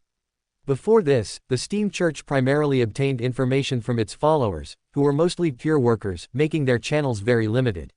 Especially regarding Backland's Beander world, the Steam Church had very limited understanding. Since the gathering convened by Odysseus, the Steam Church had used clues obtained through transactions to successfully solve multiple Beander cases and anticipate several destructive activities by secret organizations. It was only then that Odysseus gradually gained importance within the Steam Church, and he could more easily inflate expenses. At the same time, Odysseus used this gathering to build his own intelligence platform. Every participant was carefully selected by him, allowing them to exchange the latest intelligence on Backland. Initially, no one took the initiator too seriously, as he was only a sequence 9, but the gathering proved very effective, and everyone was willing to attend. Later, Odysseus gradually showcased his extensive mysticism knowledge and the air of mystery he cultivated, which slowly made everyone set aside their disdain. Everyone was startled when they heard the recommendation from the member with the coarse voice. The last time a new member joined was 2 months ago. A masked female member said, "Lion, the serial killing case perpetrator has just been killed, and the official Beander lockdown hasn't been fully lifted yet. This isn't a good time to recommend a new member." Everyone attending the gathering had a nickname or code name. The recommender was called Lion, due to his loud voice, while the female member was called Peacock. Lion said, "I just think that some of that bounty hunter's channels would be very useful to us, and besides, the lockdown will be lifted someday." The tall member, initially called Hippopotamus, asked in a booming voice, "What kind of information channels does she have?" "She has good connections in the East District." Lion spread his hands and said, "Everyone should know that the East District is a lawless area, hiding many secrets." The other members were slightly stunned. Some of them had certain channels in the East District, but they were generally not very stable because the intelligence dealers there updated and changed too quickly. Leader, Odysseus, seeing no objections, said, "All right, next week I will conduct an assessment of the person you recommended." Lion nodded and, as per custom, wrote down the information of the person he wished to recommend, which the attendant then handed to the leader, sitting opposite him. Odysseus opened the note and saw that the person, Lion, recommended was indeed Zio Derecha. At this moment, Hound, who appeared unremarkable from the outside, asked, "Lion, is there anything unusual in the East District recently?" "Many homeless people have suddenly disappeared," Lion said. Peacock smiled and asked, "Is the usually stingy Lion going to become a philanthropist and subsidize the homeless in the East District?" The other members chuckled along. Even a banker couldn't fill that hole. Lion, with his coarse voice, had a good temper. He didn't get angry but explained, "I received a commission to investigate several homeless people who suddenly disappeared in the East District." At this moment, Giraffe, who had a slightly longer neck than average, interrupted with a more delicate voice, "I also received such a commission." Monkey and Leopard said almost in unison, "Me too." The four people who received the commissions exchanged glances. The other members also found it a bit strange. Investigating a few homeless people didn't seem to warrant four separate commissions. After a brief silence at the gathering, leader, Odysseus said, "This commission is very unusual. The four of you must be careful not to get involved in dangerous incidents." Odysseus's assertion was based on reasonable speculation. He, of course, knew that those homeless people were being abducted by human traffickers and then secretly sold to the royal family. The reason the royal family needed this labor was to build a mausoleum for George III. This was a huge conspiracy, and currently, besides some important members of the royal family, perhaps only Odysseus, with his God's perspective, knew the full story. The fact that Lion and his group received such tasks clearly indicated that a prominent figure in the Beander world had already detected the Loan royal family's scheme and was conducting investigations. However, such traceable investigations were clearly meant to deceive or divert the Loan royal family's attention. Lion and his group could become cannon fodder at any moment. Lion, Giraffe, and the other four also realized that something was very wrong and thanked the leader for his reminder. Hound suddenly said to Lion, "I'll pay £5 for the information about the client who issued that task." Lion cleared his throat and chuckled, "What kind of person do you take me for? I'm a professional. £10. All right, I'll give you a portrait of the client later. But you must use Beander means for the interrogation, don't ruin my reputation." Hound nodded, "Of course." Next, Hound spent another £30 to purchase information about the other three clients. Odysseus knew very well that Hound was from MI9, and they would certainly be very interested in such news. Peacock initiated the next topic. "Ladies and gentlemen, does anyone know the specific details of how the serial killing case was solved?" Giraffe smiled and said, "Haven't you read the newspaper?" Peacock retorted, "Do you believe what's in the newspaper?" Hound, who had no distinguishing features in his appearance, said, "I heard the killer committed the murders to prepare for a promotion ritual." He paused and then added, "If anyone wants to know what a promotion ritual is, you can trade with me privately. I'll give everyone a discounted price, £50. Several members were eager to move. At this gathering, it was common to trade for such Beander information. Peacock said in a rather impolite tone, "Can you say something valuable?" Odysseus said, "I did hear some slightly more detailed news." Everyone looked at the leader. Together, generally, the leader's intelligence was more reliable. Odysseus said, "It is said that the perpetrator of the serial killing case was not human." Monkey, whose arms were slightly longer than average, nodded and said indignantly, "For such a scoundrel, it's good to curse a few words to vent our anger." Odysseus had to reiterate seriously, "He is not human." Everyone paused slightly, understanding the leader's meaning. Chapter 10: The Serial Killer. Yesterday's and today's newspapers dedicated significant space to reporting on the serial killing case. First, reporters helped readers piece together the entire case, which began several months ago with numerous streetwalkers being brutally murdered and disemboweled. Recently, the killer's frequency of committing crimes has increased, causing widespread panic in society. The report stated that a detective recently noticed many brutally murdered stray dogs and cats in a garbage dump, leading him to believe the killer must have experimented on animals before the murders to achieve such quick and precise disembowelment. Following this lead, detectives eventually found the killer and shot the assailant, who fiercely resisted during the arrest. The attendees at the last gathering had already received accurate intelligence that this was a Beander case. Generally, when cases involve the Beander, one should not expect accurate reports in the newspapers. After Odysseus announced that surprising news at the gathering, it took a few seconds for Peacock to ask, "Not human, then what is it?" "A transcendent being," Odysseus said with certainty. Hound, who also knew this information, said with some disappointment, "I was planning to sell this news for a good price." This was inside information known only to official Beyonders. Hound knew that Leader's boss behind the scenes was the Church of Steam and Machinery, so he was not surprised that Leader knew this. Hound's words further confirmed the intelligence Leader had just shared. The other members fell silent again. This was completely beyond their imagination. Even with their masks on, Odysseus could observe their surprise from their body language. After a few more seconds, Peacock changed his tone. How did a transcendent being hide its tracks in Backland? Wolverine, with a deep voice, suddenly said, "Gentlemen, do you remember when I posted a mission hoping to find a friend who disappeared in the sewers? He was a Beyonder, and we couldn't even find his body." Everyone was stunned again, and Hound belatedly said, "The sewers are indeed a good place to hide a transcendent being."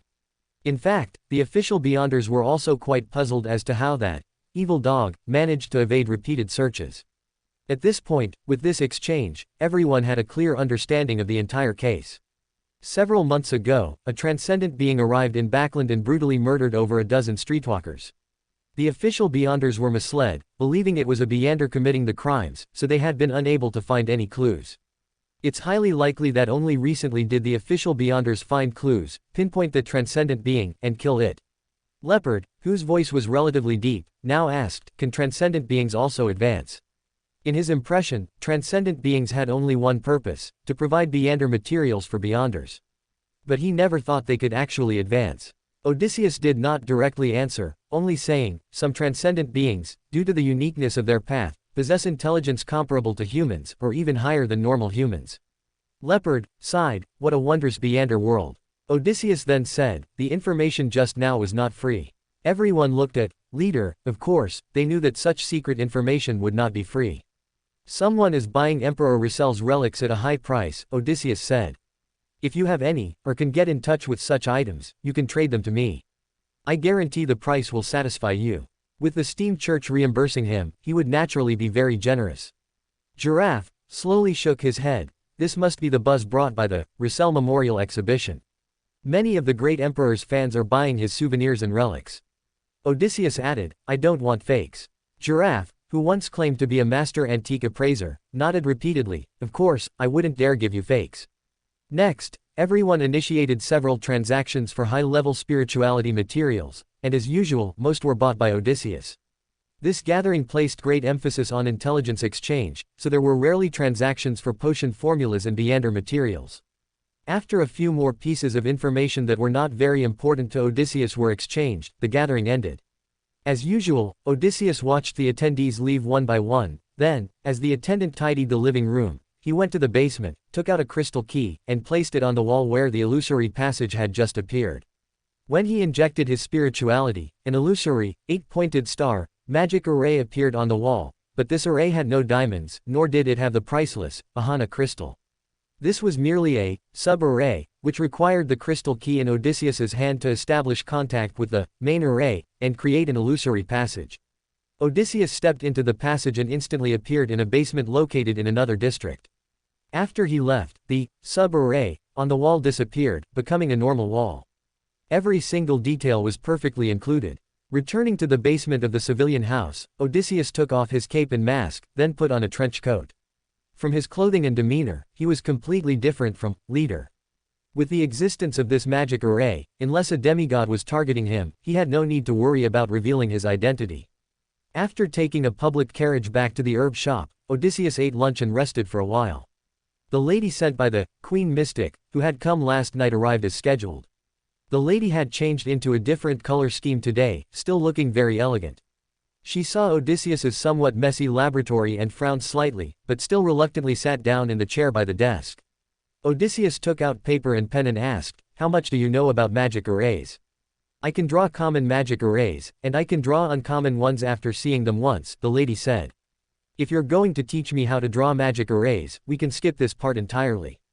Odysseus continued to ask at his own pace, "Do you know the 6 applications of the flame symbol?" The lady tried her best to endure, very clearly.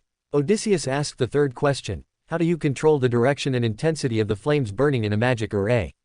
Direction and intensity, the lady paused, but then she smiled. What's the use of knowing these things? Odysseus summarized without much emotion. Your foundation in mysticism is very poor, and there's a lot to cover. I'll try to explain clearly, ask questions promptly if you don't understand anything. The lady was stunned again. As an excellent scrolls professor, this was the first time anyone had evaluated her as having a very poor foundation in mysticism. Odysseus took out his revolver and disassembled it into small parts, then began explaining the magic array applied in this weapon. The direction and intensity of the flames burning that Odysseus just mentioned were crucial in this magic array. Each time the weapon was maintained, it was like redrawing the magic array. If the flame was too strong, it could cause a barrel explosion, and if it was too weak, it would be no different from an ordinary revolver. If the burning direction deviated, it could easily cause the bullet to shatter the moment it left the barrel. After listening for a while, the lady realized that what the herb shop owner was explaining was a completely new application of magic arrays, a new application that could shock the entire Beander world. With this magic array, even ordinary people with sufficient mystical knowledge could create such a revolver with Beander effects. Chapter 11 The Learned Herbalist. When it comes to natural elements, 5-pointed star, or 6-pointed star, arrays are generally used. Because the person sent by the Queen Mystic had too poor a foundation, Odysseus had no choice but to start from the basics. The 5-pointed star array was used because before the third epoch, Beyonders believed that the world was composed of earth, air, water, fire, and ether. The 6-pointed star array was used because, by the fourth epoch, Beander scholars believed that the basic elements constituting the world should also include gold. Or rather, gold should have been differentiated from the original, earth. During the same period, it is said that the 5-pointed star array would occasionally summon demons, so the 6-pointed star array was widely used. The lady who came to learn no longer showed any disrespect. I heard that the Bellier family in the Blood Sanctifies sect has elements of the 5-pointed star in their family emblem. Odysseus nodded. I have also seen similar information. The change in the array from 5-pointed star to 6-pointed star should have some relation to them. As he spoke, he drew two isosceles triangles on the paper with the same center but facing different directions, forming a 6-pointed star. Odysseus then drew a small circle at the center of the triangles. The symbol within this circle is very important. In the array I am about to explain, you cannot use the common symbol representing fire, but rather this symbol. He first drew a trapezoid, then on each of its four sides, he drew a layered, coiled indicator symbol. The lady paused slightly. I have never seen this symbol, but judging by its appearance, it is very similar to the symbol representing fire. This is a symbol I derived from 6 applications of the fire symbol, Odysseus said. Mystical symbols can be derived. Odysseus did not directly answer this question, but instead asked, have you heard the legend about the origin of mystical symbols? The lady nodded. According to legend, these symbols were created by the ancient people, imitating some of the symbols on the blasphemy slate, forming a system of mystical symbols. Odysseus said, this legend has elements of fabrication. The symbols on the blasphemy slate would never be so rudimentary. Don't ask me how I know, I won't tell you if you do. He knew that the characters on the blasphemy slate were the kind that could only be understood intuitively, and it was even possible they didn't have a fixed form. How could such things be imitated? This should be a batch of symbols that the ancient people inadvertently found, which can cause certain reactions in Beander characteristics, Odysseus said. According to my research over the years, this set of symbols is very incomplete. So I derived a batch of new symbols, and after verification, they are more effective than the original mystical symbols. The lady belatedly thought of a question: why do mystical symbols react with Beander characteristics? This involves the question of the intessence of spirituality. Quote, the intessence of spirituality. Odysseus smiled. As a Beander of the scholar-type pathway, you wouldn't not have thought about what spirituality is, would you?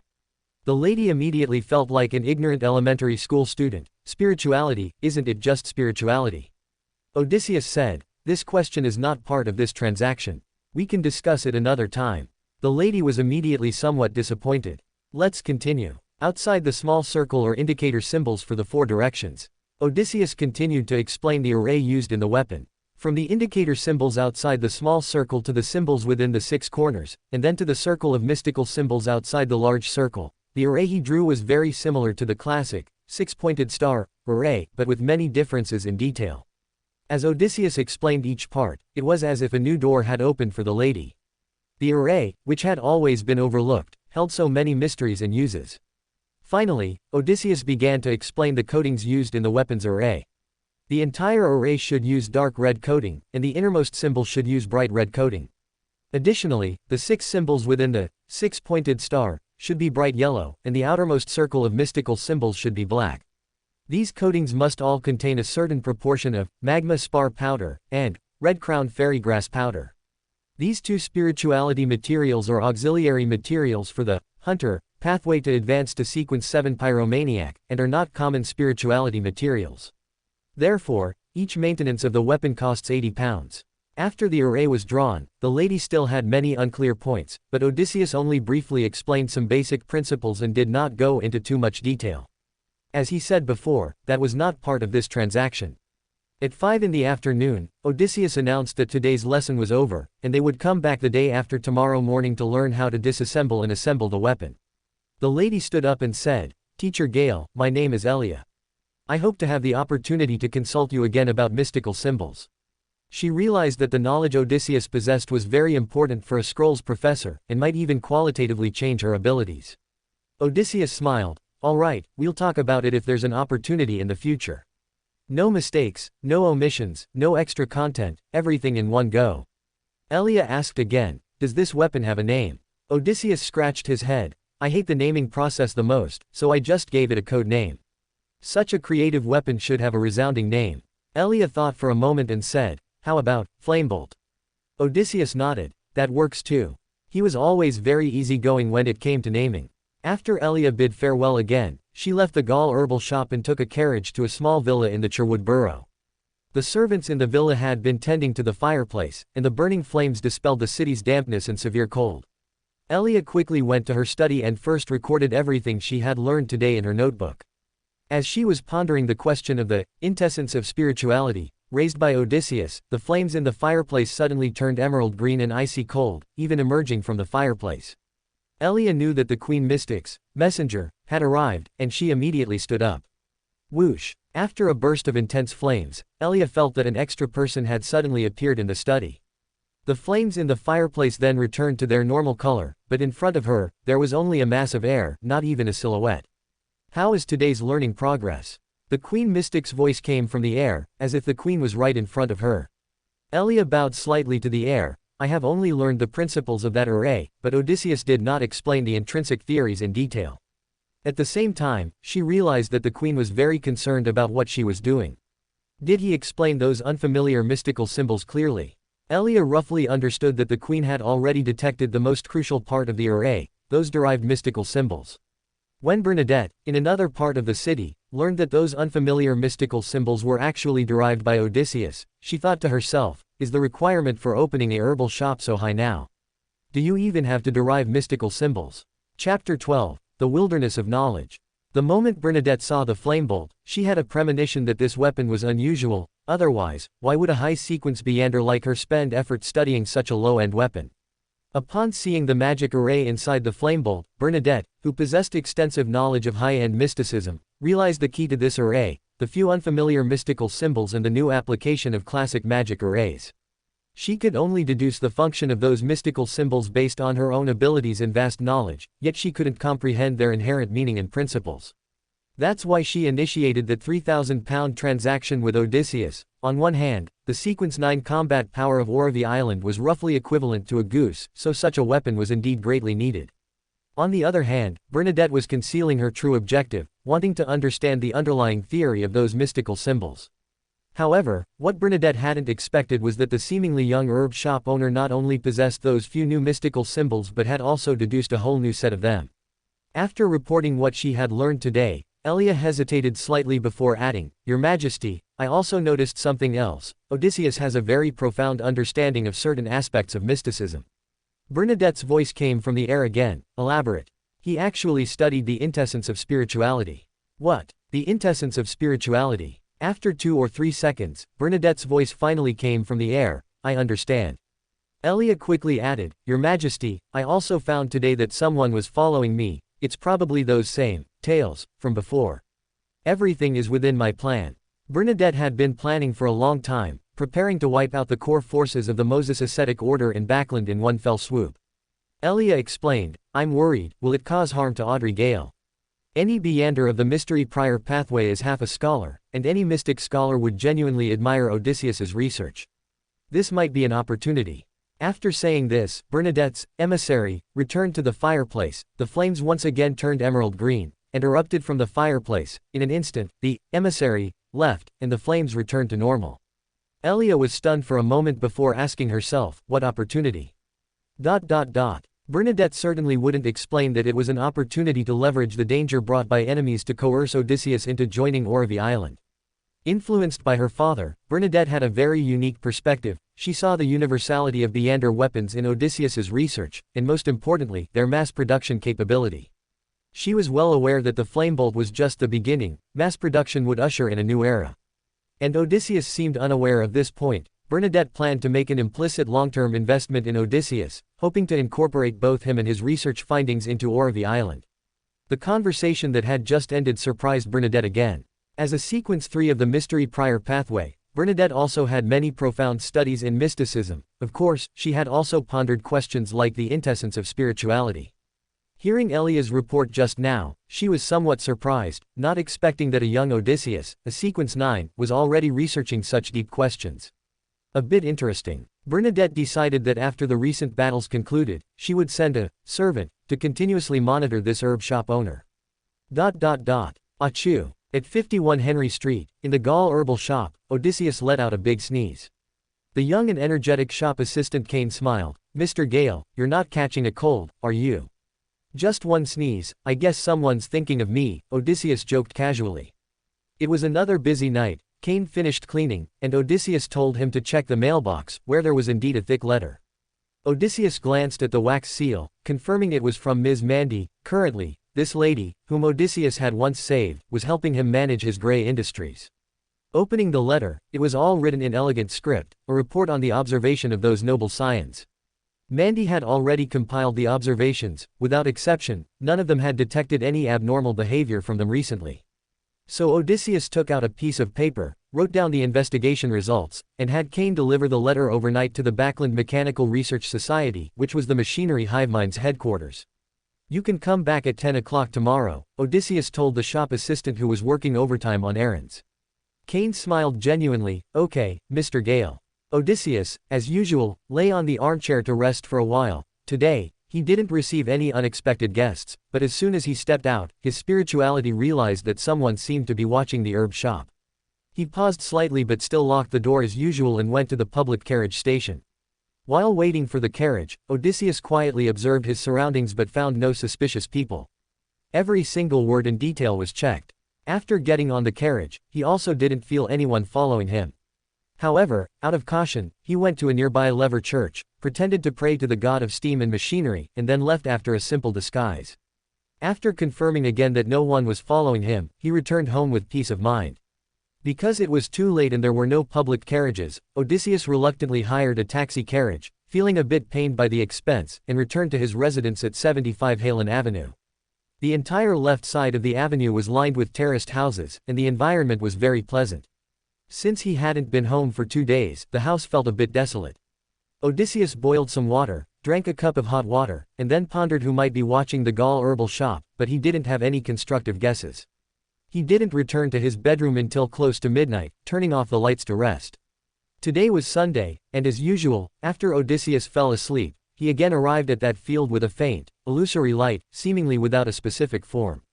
Only after arriving here did many memories suddenly appear in Odysseus's mind, such as his guess that this place should be the Saphira, knowledge wilderness. Outside, he would lose memories of this knowledge, which was actually a form of protection from the knowledge wilderness for him, as this knowledge was highly polluting and would cause a huge impact on the spiritual body, without protection. Deep in the wilderness, there was a tall tower composed of faint glowing orbs. Odysseus, familiar with the way, entered the tall tower. Inside the tower was a huge, illusory space. Here, he had materialized some tools, most of which were experimental equipment. He had also materialized a computer for research and record keeping. Mystical tools combined with Anno-era technological products and faint illusory light made the room look very unreal. However, Odysseus was already accustomed to this place. He quickly walked to the center of this spacious room, where there was a larger illusory light orb than the others.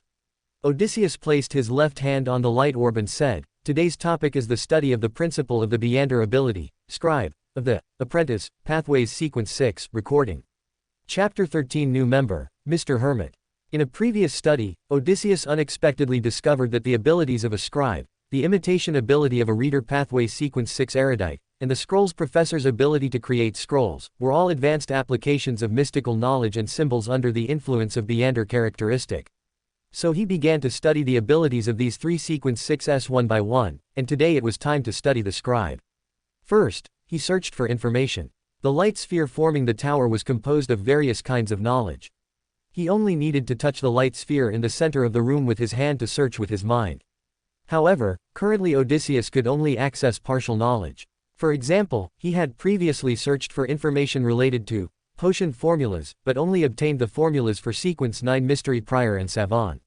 Odysseus could feel that much of the knowledge seemed inaccessible because his authority was not yet sufficient. However, the knowledge he could access at present was enough for him to complete most of his research. After some time searching, Odysseus found that descriptions of the scribe's ability basically stated, a phantom book, slowly turning its pages, appeared in the caster's eyes. The mutated, Braun recreated the Beander ability used by the target, and then drove the activated parts of the cells to form corresponding symbols, patterns, and marks, completing the storage. This was, I came, I saw, I recorded, using spirit as a pen and spirituality as paper. Odysseus looked at these materials, somewhat lost in thought. What is the principle of storing Beander abilities using symbols, patterns, and marks? Is it merely a black box operation produced by Beander characteristic? Since symbols, patterns, and marks are used, can such an ability be replicated using corresponding Beander materials and corresponding teleportation arrays? About 2 years ago, Odysseus still thought such research was impractical. After much research and experimentation, was it really worth making a low-end version of a teleportation array with similar abilities using priceless Beander materials? Like the 8-pointed star teleportation array he built in the basement, the teleportation distance could not exceed 50 kilometers, and it could only establish fixed channels. After one use, it needed an hour of rest before it could be used again. The initial cost of the entire teleportation array was around £4,000, and it also required maintenance later, costing about £300 per year. If compared to a traveler's sealed artifact, the price would be around £12,000. Of course, because sealed artifacts of this pathway are relatively scarce, there would definitely be a premium. Taking £12,000 as an example, the initial cost of the teleportation array was already 1/3 of that price, yet its effect was far inferior to a sealed artifact. After all, a sealed artifact with travel ability could go wherever it wanted. In terms of effect, the low-end version of the teleportation array was actually very uneconomical. But later, Odysseus still decided to continue in-depth research on teleportation arrays and mystical symbols, because for others, such research would certainly result in huge losses, but for him, it would not. The research process was completed in the knowledge wilderness. The teleportation arrays built in the outside world were almost 100% successful, saving a lot of experimental costs and time. In addition, although the teleportation arrays produced had poor effects, their negative effects were also very easy to avoid. As long as Beander materials were used, certain negative effects would be produced, but these negative effects were basically borne by the teleportation array. For example, with the teleportation array Odysseus created, as long as the rule of not repeating use within an hour was followed, the negative effects were almost imperceptible. This was also why later maintenance cost so much. The gems in the teleportation array, and the symbols and graphics written with spirituality materials, would break or fall off after about 50 uses, requiring maintenance. For Odysseus personally, this research direction still had considerable prospects, but there were still many problems to be solved, so it could only be used for small-scale research and use, and was not universally applicable. Odysseus first spent more than 10 hours searching and reading relevant materials. Of course, he would rest for 2 hours for every 5 hours of work. Here, there was no need to sleep, but rest was required, otherwise it would affect work efficiency. After that, it was time for specific theoretical research. This again required the light sphere in the center of the room, which Odysseus named the central simulator. It could simulate Beander abilities of all pathways here, but the level of abilities was currently limited to below sequence 5. At the same time, it could also simulate the attacks of targets or enemies to test Odysseus's research results. The simulation here was almost completely equivalent to the effect under the same conditions in the outside world. After Odysseus stated his needs to the light sphere, a phantom figure appeared before him and began to cast the ability of record repeatedly. After Odysseus's continuous observation, he found a research direction. First, he understood that the process of casting this ability was that the scribe's mutated brain first analyzed the Beander ability that appeared before him, and could then use corresponding symbols, patterns, and marks to record that ability with the Beander's spirituality. The process of analysis was an ability that Beanders possessed after consuming the potion. This was the first, black box, operation of this ability. In addition, Beanders did not need any learning, corresponding symbols, patterns, and marks would appear in their brains. This knowledge was also provided by Beander characteristic. Odysseus's research direction was whether a Beander who was not of the apprentice pathway, but possessed relevant knowledge of corresponding symbols, patterns, and marks, could analyze a Beander ability. Of course, without Beander characteristic, even if the ability was analyzed, it would be impossible to cast it like a scribe. But if the step of analysis could be reached, it would already be a great progress. This was like a decryption code. Once decrypted, it would be possible to simulate all Beander abilities. After half a month of continuous research, Odysseus's research finally made some progress. He discovered that the symbols, patterns, and marks that made up Beander abilities had a certain regularity in their arrangement. This indicated that there was indeed hope for deciphering Beander abilities, but this research process would certainly be very long. This discovery was enough for Odysseus to report to the knowledge wilderness and leave the dream. The remaining research would continue next Sunday. Odysseus also did not plan to stay here for too long, lest he confuse reality with dreams after leaving here. After leaving the knowledge wilderness, he still needed to constantly meditate, concentrating his mind to remind himself that he was now in the real world, and that had just been a dream. Every detail was flawless. Odysseus glanced at his pocket watch in the dim night. It was past 3 in the morning, he could still get some sleep and rest. Around 8 in the morning, to reward himself for his discovery and research the previous night, Odysseus took a detour to buy a red bean toast, one of the few foods he enjoyed in this world. Carrying the toast, he arrived at the shop. As he opened the door, his spirituality again sensed eyes watching the place. But he still didn't feel any danger. Odysseus wasn't too worried about this, as he had the Church of Steam and Machinery backing him, and ordinary Beanders would not dare to attack him. If he sensed danger, Odysseus would then go to the Steam Church and ask for help. Monday was the day for Odysseus's subordinates to settle accounts, and to inventory the herbal shop stock and income. Odysseus spent the entire morning calculating and going through ledgers. At 2:30 in the afternoon, he told his 15 or 16-year-old assistant, Cain, that he was going to rest for a while and no one should disturb him. Lying in the room in the backyard, Odysseus took out his pocket watch and stared at the ticking second hand. It was his first time attending the Tarot Club, and he was even a little excited. At exactly 3 o'clock, boundless gray fog submerged Odysseus's vision. When he came to his senses, he was already in a magnificent hall, on one side of the long bronze table. Justice, Audrey Hall stood up and bowed. "Good afternoon, Mr. Fool." Her greeting process then paused, because she saw a new member. The Fool Klein introduced, "This is the new member, Mr. Hermit." Chapter 14, First time attending a tarot club. After the Fool's brief introduction, Justice, Audrey first greeted, "Hello, Mr. Hermit." Then, she continued to greet the other members as usual, while also introducing the original members and their code names to the newcomer. While greeting the other members, as a telepathist from the spectator pathway, she carefully observed the new member, Mr. Hermit, who was obscured by the gray fog. Mr. Hermit looked to be in his 20s. His clothing and hairstyle were both casual yet very neat. He should be a self-disciplined gentleman who doesn't particularly like to follow rules. He was a little curious but not nervous, and after his curiosity, he became cautious. His psychological quality was very good, and his personality should lean towards rationality and stability. After a brief observation, Audrey had already outlined Mr. Hermit's general, psychological image, in her mind. At the same time, Odysseus was also observing the other members. Under the effect of the gray fog, the Fool looked mysterious and powerful. To avoid being made an example of, Odysseus did not observe him too much. Opposite him was a golden-haired girl dressed in noble attire. Although her face was not visible, her spirituality suggested she was a very beautiful young lady. Below Audrey was Furs Wall, with light brown curly hair, wearing a beige dress, and without any airs. At the top of Odysseus's row was Alger Wilson, with blue hair, looking very rugged, and dressed in Rorsted archipelago attire. Next to him was Derek Berg, the son, a young man a full head taller than Odysseus, wearing an ancient leather outfit. At the very bottom was Fools, all to count, who looked very gloomy and lacked any living aura. Everyone was also observing this new member. Magician Furs wondered if the new member was a Beander. Hanged Man Alger speculated about the new member's origin, while the son Derek was simply happy about the Tarot Club's growth. As for the world, he was currently just a dummy with no thoughts of his own. After the greeting session and some mutual observation, Audrey spoke first. Respected Mr. Fool, I have something I wish to report to you privately.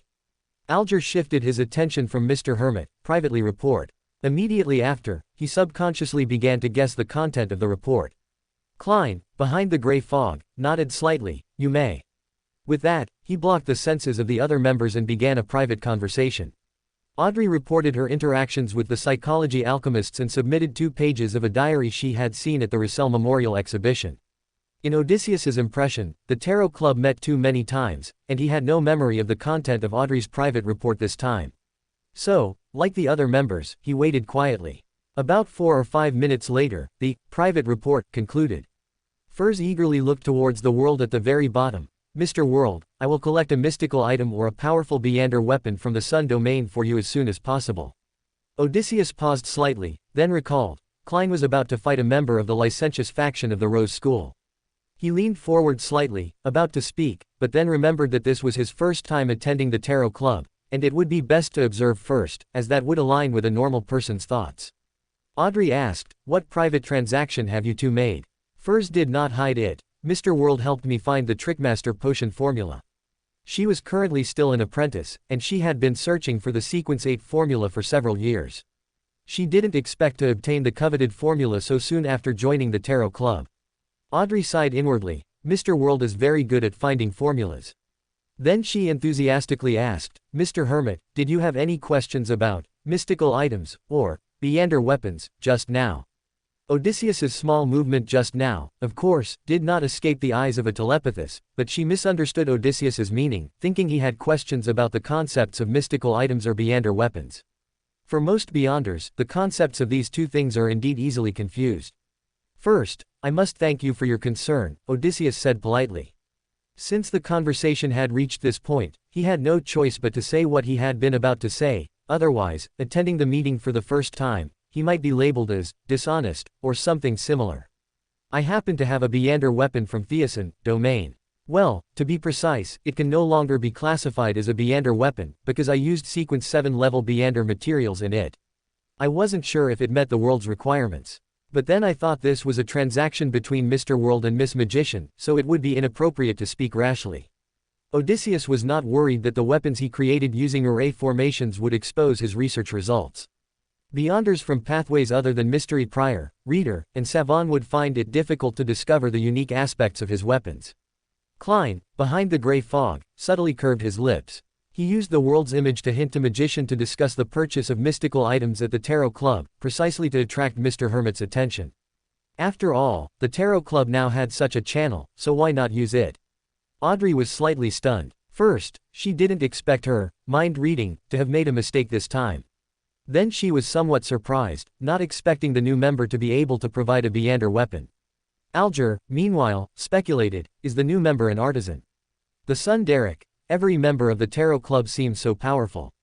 Furs was also stunned, thinking that Beander weapon transactions were rarely encountered at Beander gatherings. Mr. Fool must have carefully considered when choosing the new member. But then she thought, Miss Justice is a noble, the Hanged Man has maritime channels, the sun comes from the land abandoned by God, the world has various rich channels, and the new member seems to have Beander weapon channels. What's my use? While Magician was caught in self-doubt, Klein manipulated the world and said in a low voice, you can describe the Beander weapon you possess. If suitable, I can also purchase it directly from you. Odysseus introduced. When not in use, this weapon is only the length of an adult's palm, cylindrical in shape, and can be held in one hand. When spirituality is injected, the upper and lower ends will extend, forming an illusory, pure white staff the length of a forearm. As long as spirituality is injected, within 5 meters, it will be filled with warm, pure power. Corrupted, evil, and undead monsters will continuously take damage, while one's teammates will be constantly encouraged. It can cast a purification slash on a target, with an attack range of about 15 meters. It can also create holy water. This was one of Odysseus's more powerful experimental weapons. When crafting it, he used a portion of Crimson Cock's red crest, which is one of the main materials for advancing to Sequence 7 Solar High Priest of the Sun pathway. Klein frowned slightly. This sounded somewhat different from a normal Beander weapon. He manipulated the world and asked, "How much do you plan to sell it for? How long can it be used?" Beander weapons generally have the issue of usage duration. 1,200 pounds. Odysseus quoted, "It needs maintenance once a year, and can be used for at least 5 or 6 years, or even longer. Each maintenance costs 150 pounds. Klein, behind the gray fog, instantly sat upright. This is definitely not a legitimate Beander weapon. Thanks again for your support and votes. Cheers. Open black lens bracket, hollow down pointing triangle asterisk. Chapter 15. Information exchange with the Hanged Man.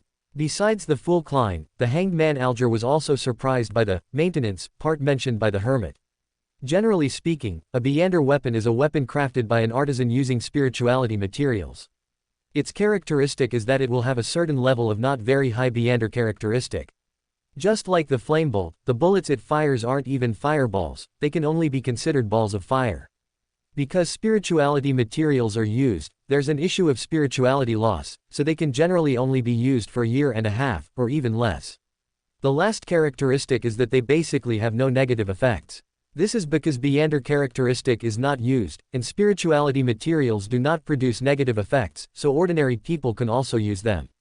Sealed artifacts basically all contain Beander characteristic and have negative effects due to the distortion of Beander characteristic. The only difference lies in the severity of the negative effects. The concept of sealed artifacts and magical items is similar, except that most sealed artifacts are items formed after the death of a Beander or Beander creature, or items formed under specific circumstances. As for magical items, there are two concepts. One is the term used by wild Beanders for sealed artifacts, and the other is a Beander item created by an artisan using Beander characteristic. Regardless of whether it's a sealed artifact, a magical item, or a Beander weapon, there's no concept of maintenance.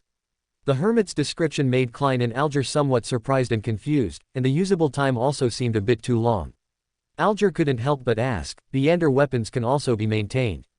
Justice, Audrey and Magician Furs only knew the relevant concepts but hadn't had much contact with Beander weapons, so they weren't quite clear on what was surprising about it. The son Derek had corresponding knowledge, but he didn't like to argue. He only intended to listen quietly and didn't ask any questions. The hermit Odysseus smiled and said, "That's a trade secret, I cannot disclose it."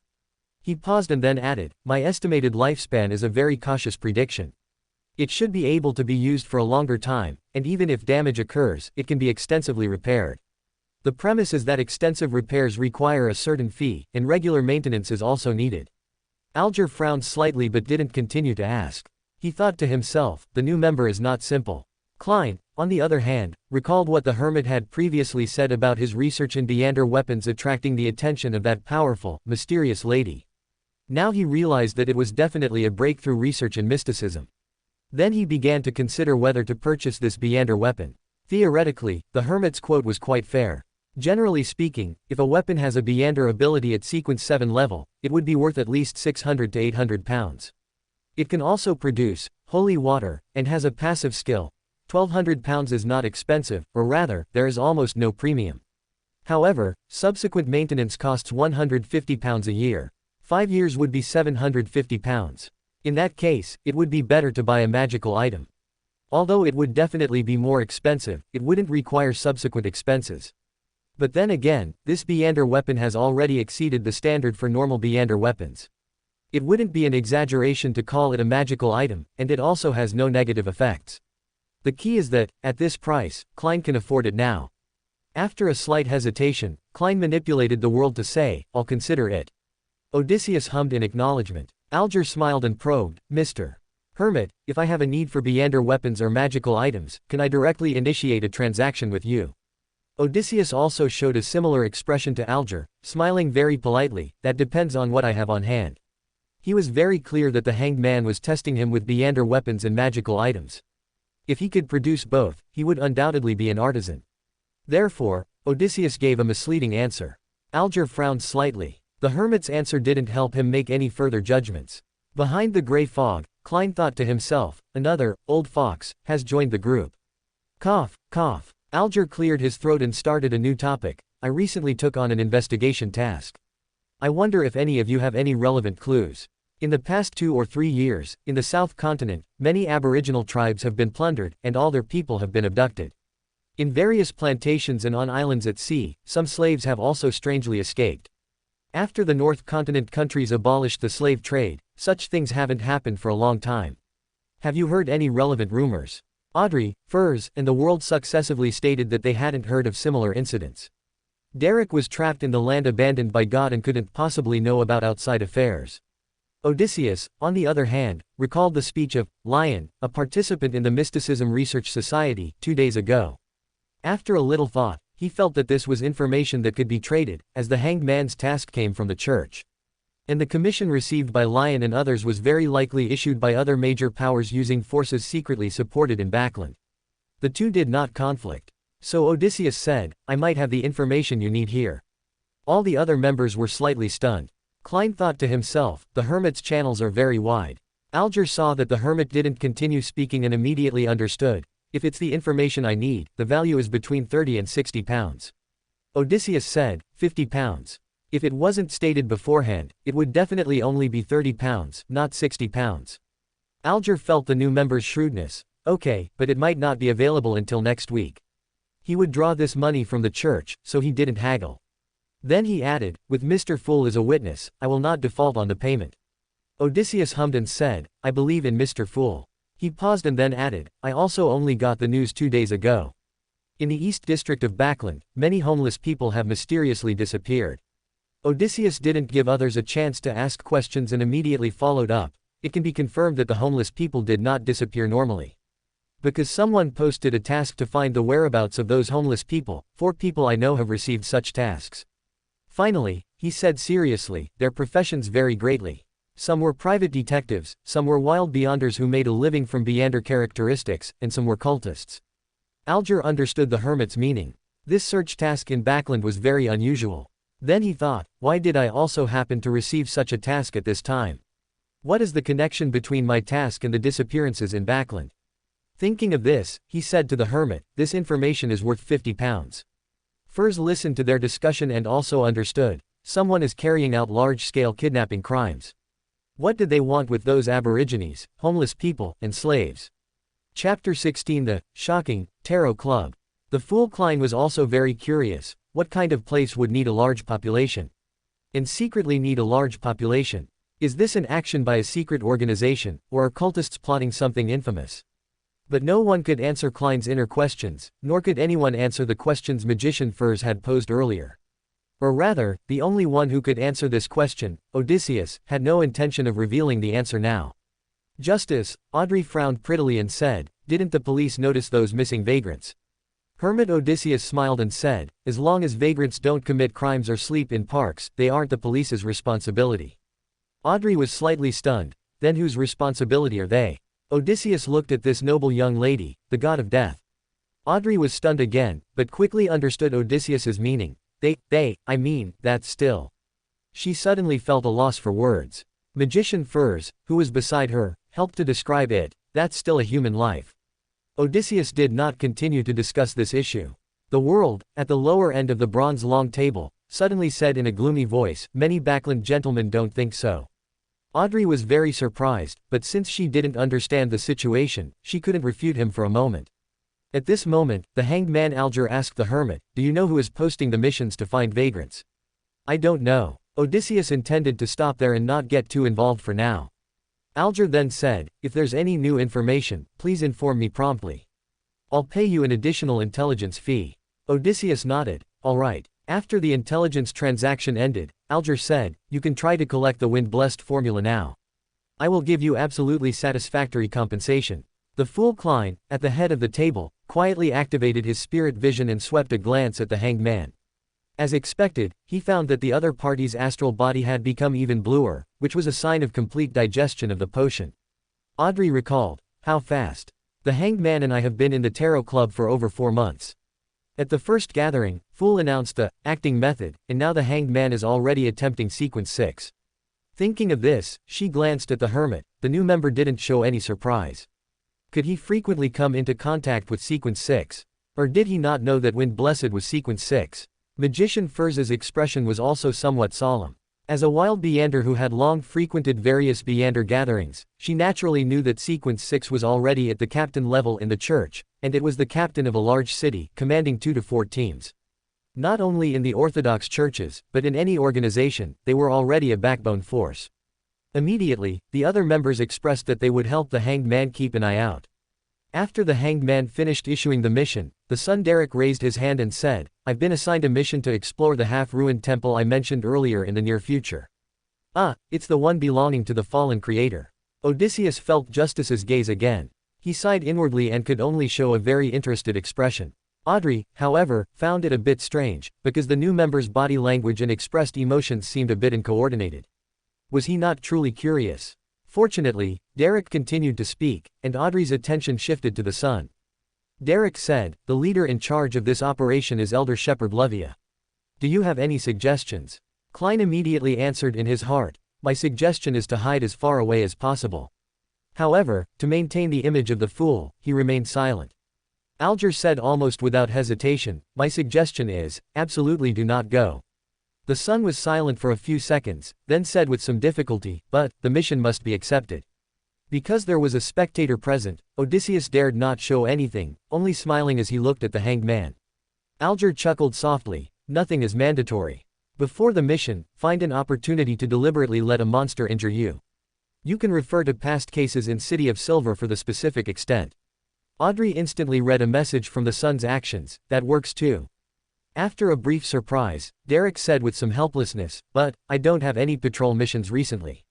Alger hummed, "Then you can create the illusion of losing control by keeping your spirituality in a depleted state. There's a trick here, as long as you continuously consume spirituality at high intensity for 2 consecutive days, signs of losing control will appear. And if you don't continue to overexert your spirituality after that, the situation will improve within a week." Every word and every detail was perfect. He smiled and said, "I think the high-ranking officials of City of Silver would certainly not take a dangerous item that could explode at any time to do an exploration, right?" Klein sighed inwardly. A honest and sincere good child was thus poisoned by an old sly fox. Audrey was also dumbfounded, feeling that she had learned another good lesson. Derek struggled internally, thinking that deceiving the elders of City of Silver was wrong, but then he thought that if anything happened to him, no one would remind the 6-man parliamentary council that Elder Levia had a problem. After struggling for a few seconds, Derek finally let out a helpless sigh and said, "Thank you, the Hanged Man." At this moment, Odysseus timely asked, "May I ask a question? Is the fallen creator you just mentioned the true creator?" This question was raised by Odysseus due to the spectator opposite him. Otherwise, if he showed no interest in the son's description, Audrey would definitely suspect him.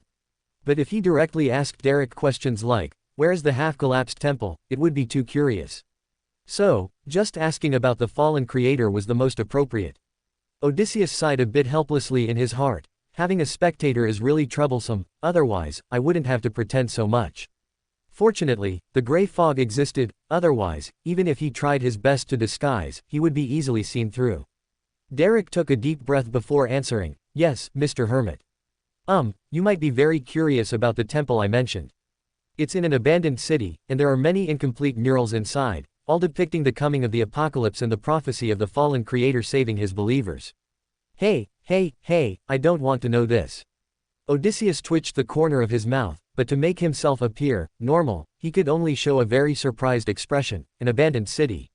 The true creator saving believers. The new member's reaction made Klein smile. Any new member would be awed by the land abandoned by God and recognize the high-end nature of the Tarot Club. Regarding the new member's surprise, Audrey also seemed to gain the joy of sharing. The sun is not on the North Continent, nor on the South Continent, nor on the sea. Odysseus could only continue to feign surprise, feeling his face almost stiffening. Could it be, in the sky? Chapter 17. The Fool and Justice's Views on the New Members. Hearing Mr. Hermit Odysseus's guess, the fool Klein almost laughed. The sun isn't just in the sky. Justice, Audrey, on the other hand, was a little exasperated. "I'm sorry, my description wasn't accurate enough." The son Derek had no choice but to say, "Mr. Hermit, I am in what you call the forsaken land of the gods." The previous exchange made him feel that the new member was a very easygoing and kind person, which was why he told him his location without reservation. Moreover, to him, this was not something that needed to be concealed at the Tarot Club. Odysseus was so surprised he almost stood up. The Forsaken Land of the Gods. The legendary Forsaken Land of the Gods. He felt like he wasn't there for a gathering, but purely to act. After showing enough surprise, Odysseus continued, I understand. Let's end this topic quickly, my expression management is about to collapse. After the new member made an, I need to calm down, expression, the topic indeed ended there. Next, the world exchanged words privately with Derek, and everyone began to converse freely. Audrey enthusiastically explained to the new member, after the trading session, we usually share interesting things that have happened around us, or rumors we've heard. Perhaps what seems ordinary to you might be crucial information to others. Odysseus nodded. Thank you for your explanation. Then everyone began to chat freely.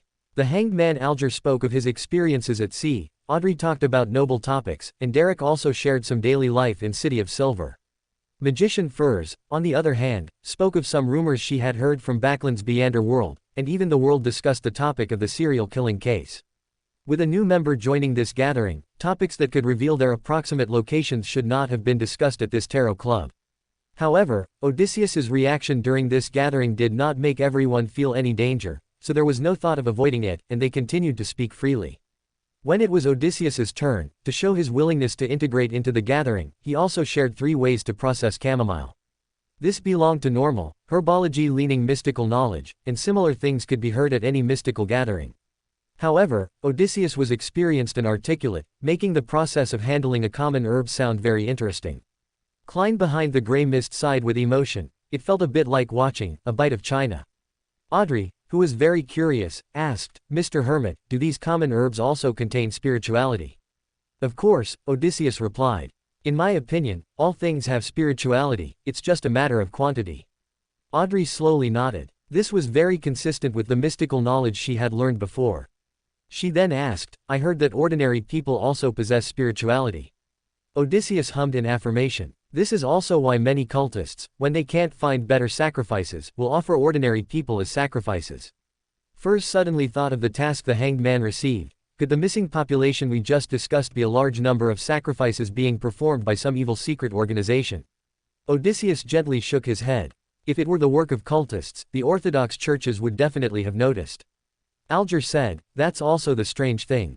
So many missing people would be enough for those dangerous and crazy secret organizations to create multiple bloody large-scale sacrifice events, and the churches couldn't possibly be unaware.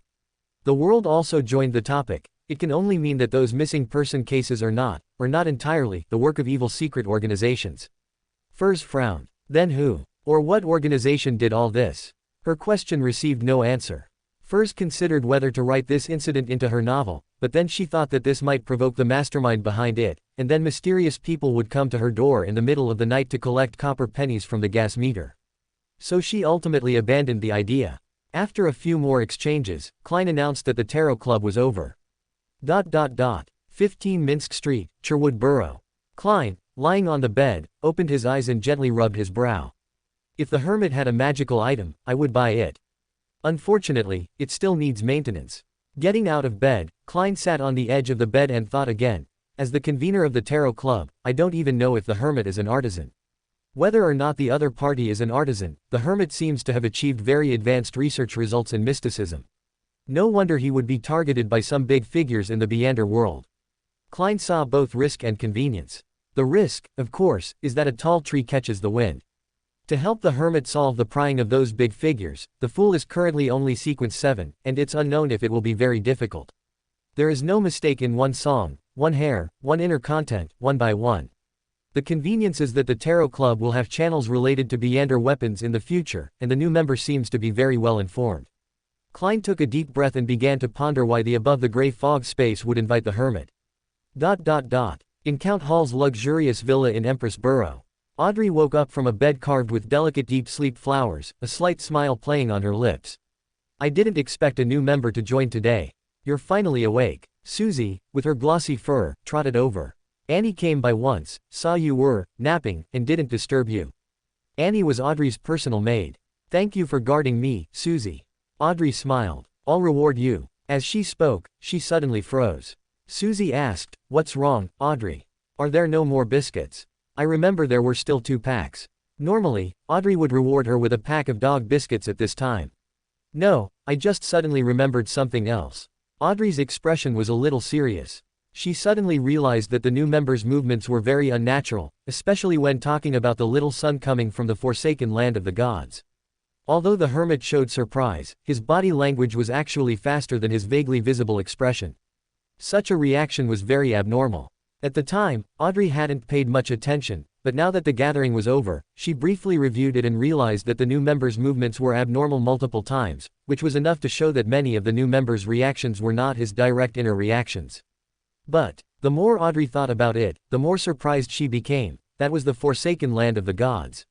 Every Beander with some mystical knowledge would be genuinely surprised to hear of the forsaken land of the gods, and they would marvel at the high-level nature of the Tarot Club and praise the power of Fool. The new member wasn't as surprised as he appeared. Could it be that he had come into contact with the forsaken land of the gods before joining the Tarot Club? The more Audrey thought about it, the more mysterious the new member seemed. Chapter 18 Odysseus's Grey Industry. 51 Henry Street, Sherwood Borough. Odysseus woke up from the bed in the lounge and let out a long sigh. The first time attending the Tarot Club, I had to be cautious, but afterward, I could gradually relax. The Justice wouldn't pay as much attention to me as she did today. He reflected for a moment and felt that he couldn't help but show off a bit during his first attendance at the gathering. Otherwise, Justice, Audrey wouldn't have caught the expression of wanting to trade with the world. Although he shouldn't have, Odysseus didn't blame himself. After all, this was the legendary, protagonist team. It was only natural for him to want to display his strength when attending such a gathering for the first time. Stretching, Odysseus got up and went into the herb shop. Cain was chatting with a woman who looked to be in her 20s, with an ordinary but somewhat heroic appearance, dressed in simple clothes. That was Ms. Mandy's assistant, Bella. When she saw Odysseus enter, she immediately stood up. "Mr. Gale, here are last week's accounts." As she spoke, she handed over a black leather-bound notebook. "Ms. Mandy also asked me to report to you that the transaction with the wealthy merchant Aganon has been completed, and Ms. Mandy needs to find a few new people in the East District." Odysseus nodded while flipping through the ledger. "Let Mandy handle it herself." Aside from accounts and personnel arrangements, Odysseus hardly managed the daily operations of those businesses. Bella bowed respectfully. "Yes." Odysseus carefully reviewed the ledger and made a summary. Just then, a man in his 30s with a tattoo on his face and a fierce look entered the door. As soon as he opened the door, he immediately took off his felt hat, revealing several long scars on his head. "Mr. Gale." While greeting him, he held his felt hat with both hands and bowed slightly, looking a bit awkward. This was Enoch, the leader of the gang Odysseus had subdued. He was very fierce but lacked intelligence. It only took a few rounds for Odysseus to bring him to heel. Odysseus nodded without lifting his head and gestured to Cain, and the young assistant immediately pulled up a chair for Enoch. After finishing the ledger Bella brought and giving a few more instructions, Bella bowed respectfully and left. Only then did Odysseus's gaze turn to Enoch. Enoch immediately stood up and also took out a black leather-bound notebook, though its surface looked a bit dirty, and when opened, the handwriting was very messy. Odysseus frowned slightly. There was nothing he could do about it. After all, Enoch had never had a proper education. When he first followed Odysseus, this fellow used numbers and symbols only he could understand for his accounts. "Tomorrow, you go to the East District with Mandy." Enoch quickly said, "Yes." Fortunately, the gang's income and expenditure accounts weren't extensive, so Odysseus simply summarized them and then closed the notebook. "The serial killing case just passed, so tell everyone not to be too ostentatious." Yes, we've been hiding in the bar drinking honestly during this time," Enoch began to report. "Last week, One-Eyed brought people to provoke us, and we merely drove them away. According to your rules, we tried our best not to kill anyone. Oh, by the way, also last week, a mysterious man wearing a mask asked me to help him find someone. The bounty was very high. I sent people to investigate, and it turned out to be an informant for the mandated punishers. Should I give his information to the mysterious man?" Under Odysseus's guidance and teaching, he also knew a little about the Beander world. Odysseus asked, "Do you have a portrait?" "Yes." Enoch handed the portrait to Odysseus. It was a thin middle-aged man with a noticeable scar at the outer corner of his left eye. Odysseus said, "Don't get involved." Enoch nodded. Yes, that's what I thought too." Odysseus took out 20 pounds from his wallet. "Although you didn't get the bounty, you can get the intelligence fee from me." No need. Enoch quickly said, "This is what I should do." Odysseus offered it again. "You deserve it." Only then did Enoch take it and continue his report. After this gang leader also left, Odysseus wrote a note and had Cain send it to the Backland Mechanical Research Society. He planned to use the official Beander channels to check on Zio Derecha through the police, so as not to leave any traces of investigation. This was actually just for show. Odysseus knew this short bounty hunter very well. 15 Minsk Street, Sherwood Borough. Early Tuesday morning, the doorbell at Klein's house rang. He opened the door and, as expected, saw Mike Joseph, a reporter from the Daily Observer. The two had arranged 2 days prior for Mike to hire Sherlock Moriarty to protect him while he went to the East District for an interview today. They took a carriage to the dirty and chaotic East District. Klein happened to run into Old Kohler, so he asked him to be the first person interviewed and hired him as a guide. No mistake, one by one, one by one, one by one, one by one, one by one. Then Mike interviewed a 60-year-old woman. This old woman calmly recounted her happy family's rapid bankruptcy in a short period, and the deaths of her husband and son one after another. After eating the food Mike ordered for her, she died in the warm coffee shop. Looking at the old woman's body, Mike opened his mouth, unsure what to say for a moment. Old Kohler tapped his chest 3 times and said with a bitter smile, "I knew she wouldn't last long. In the East District, things like this happen every day. At least she filled her stomach and died in a warm place. I hope I can also die like that someday." After watching the police deal with the old woman's body, the three sighed for a while before continuing to look for interview subjects. They saw thieves running everywhere on the streets, and emaciated streetwalkers already soliciting business on the sidewalks. Old Kohler introduced some stories he had heard about how gangs train thieves, and about the ubiquitous streetwalkers in the East District. In all of Backland, 1/5 of women were working or had briefly worked as streetwalkers. Not only were streetwalkers common in the East District, but even in the middle-class concentrated Sherwood Borough and St. George District, many women were forced by circumstances to briefly work as streetwalkers. It was simply too easy for ordinary people living in this glamorous international metropolis to go bankrupt. Faced with dignity and filling their stomachs, the choice didn't seem too difficult. Mike saw 6-year-old thieves and streetwalkers who looked only 12 or 13. As the three walked, their eyes were drawn to a 16 or 17-year-old streetwalker. Besides her beauty, it was her nervousness, apprehension, and the bruises on her face that caught their attention. It was highly likely that today was her first day in this profession. Judging by the style of her clothes, which were already faded to gray from washing, her family must have been wealthy once. Otherwise, with her looks, it was impossible for her to only now become a streetwalker. Just as Mike was about to go forward for an interview, he was suddenly stopped by Klein. At this moment, a carriage stopped ahead, and a woman in her 30s, dressed elegantly and with a graceful demeanor, stepped out. She smiled faintly and began chatting with the streetwalker. Old Kohler exclaimed, "This young girl is so lucky, she's been noticed by the kind Ms. Mandy." Klein was slightly startled. "Ms. Mandy?"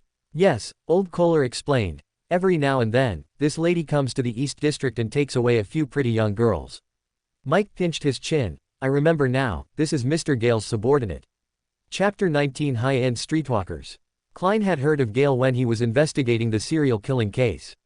Because the victims of the serial killing case were all, or had been, streetwalkers, Klein gained some understanding of Backland's streetwalker industry while investigating. Almost all ballrooms treated streetwalkers as money-making machines, completely disregarding their lives. These streetwalkers were bought, kidnapped, women from Lowen and various countries in the North Continent, women from the Rorstad Archipelago, and even women from the South Continent. The ballrooms were full of gang members to prevent these properties from escaping.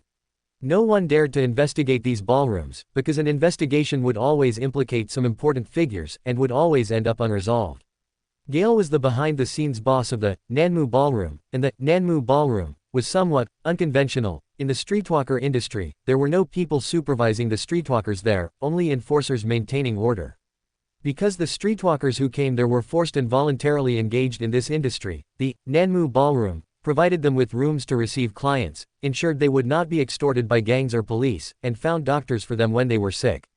The streetwalkers, in turn, had to hand over 1/5 of their income to maintain the ballroom's operation. At the time, Klein was deeply impressed by Gale, feeling that although this gentleman operated a gray industry, he still had a basic conscience. But when he saw Ms. Mandy, Gale's subordinate, come to the East District to recruit people, he wondered if this gentleman was as friendly as rumored. Were those streetwalkers truly voluntary? So Klein asked Old Kohler, "Did the girls who left with Ms. Mandy ever come back?" Old Kohler was slightly startled. "I haven't heard of them coming back." Klein frowned. Old Kohler, however, continued, "I heard that as long as a certain streetwalker is favored by an important figure, their entire family will move out of the East District and live a respectable life. I haven't heard of anyone coming back. This was somewhat beyond Klein's expectations. He didn't quite understand what kind of business the Nanmu Ballroom was really doing. I've heard my friend talk about Gale, Mike said at this moment. Gale is a man with many stories. It's said that he always wears a silver mask, and no one has ever seen his true face to this day. I also heard that after Ms. Mandy selects a few streetwalkers from the East District, she will spend several months, or even half a year, teaching them dancing, painting, music, etiquette, grammar, and so on. Under the influence of culture and art, these streetwalkers will become very elegant and refined. They generally entertain some important figures who spend lavishly.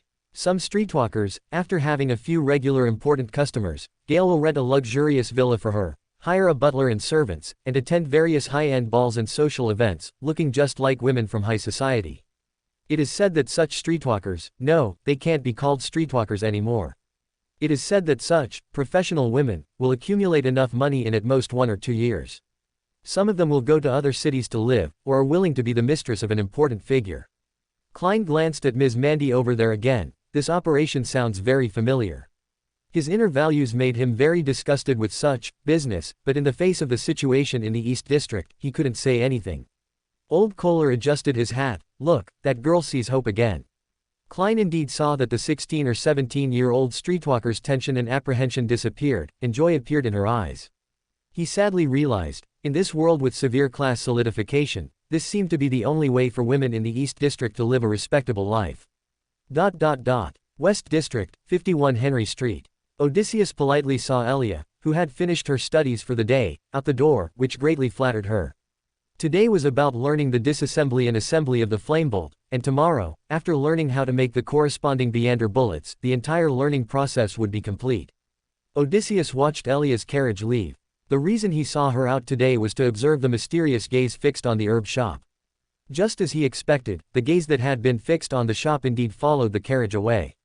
Odysseus pursed his lips. He knew that gaze must have been attracted by Elia. He believed Elia must have noticed this gaze, which was almost openly looking this way, but Elia remained unperturbed. Presumably both sides had some plan. Odysseus knew that he was a marginal figure. If those who coveted his research had all been killed by Bernadette, the other party would at most only send people to watch him, so there was no need to worry about this gaze for now. Late at night, outside a large warehouse in the Bridge District, lush flowers suddenly grew. These flowers grew rapidly, quickly covering the entire warehouse. The people inside only then realized something was wrong, but it was too late. The warehouse became somewhat illusory, as if it did not belong to the real world. These flowers bloomed into beautiful blossoms, some even bearing fruit. The flowers were the sweetest desserts in the world, and the purple fruits contained the best wine in the world.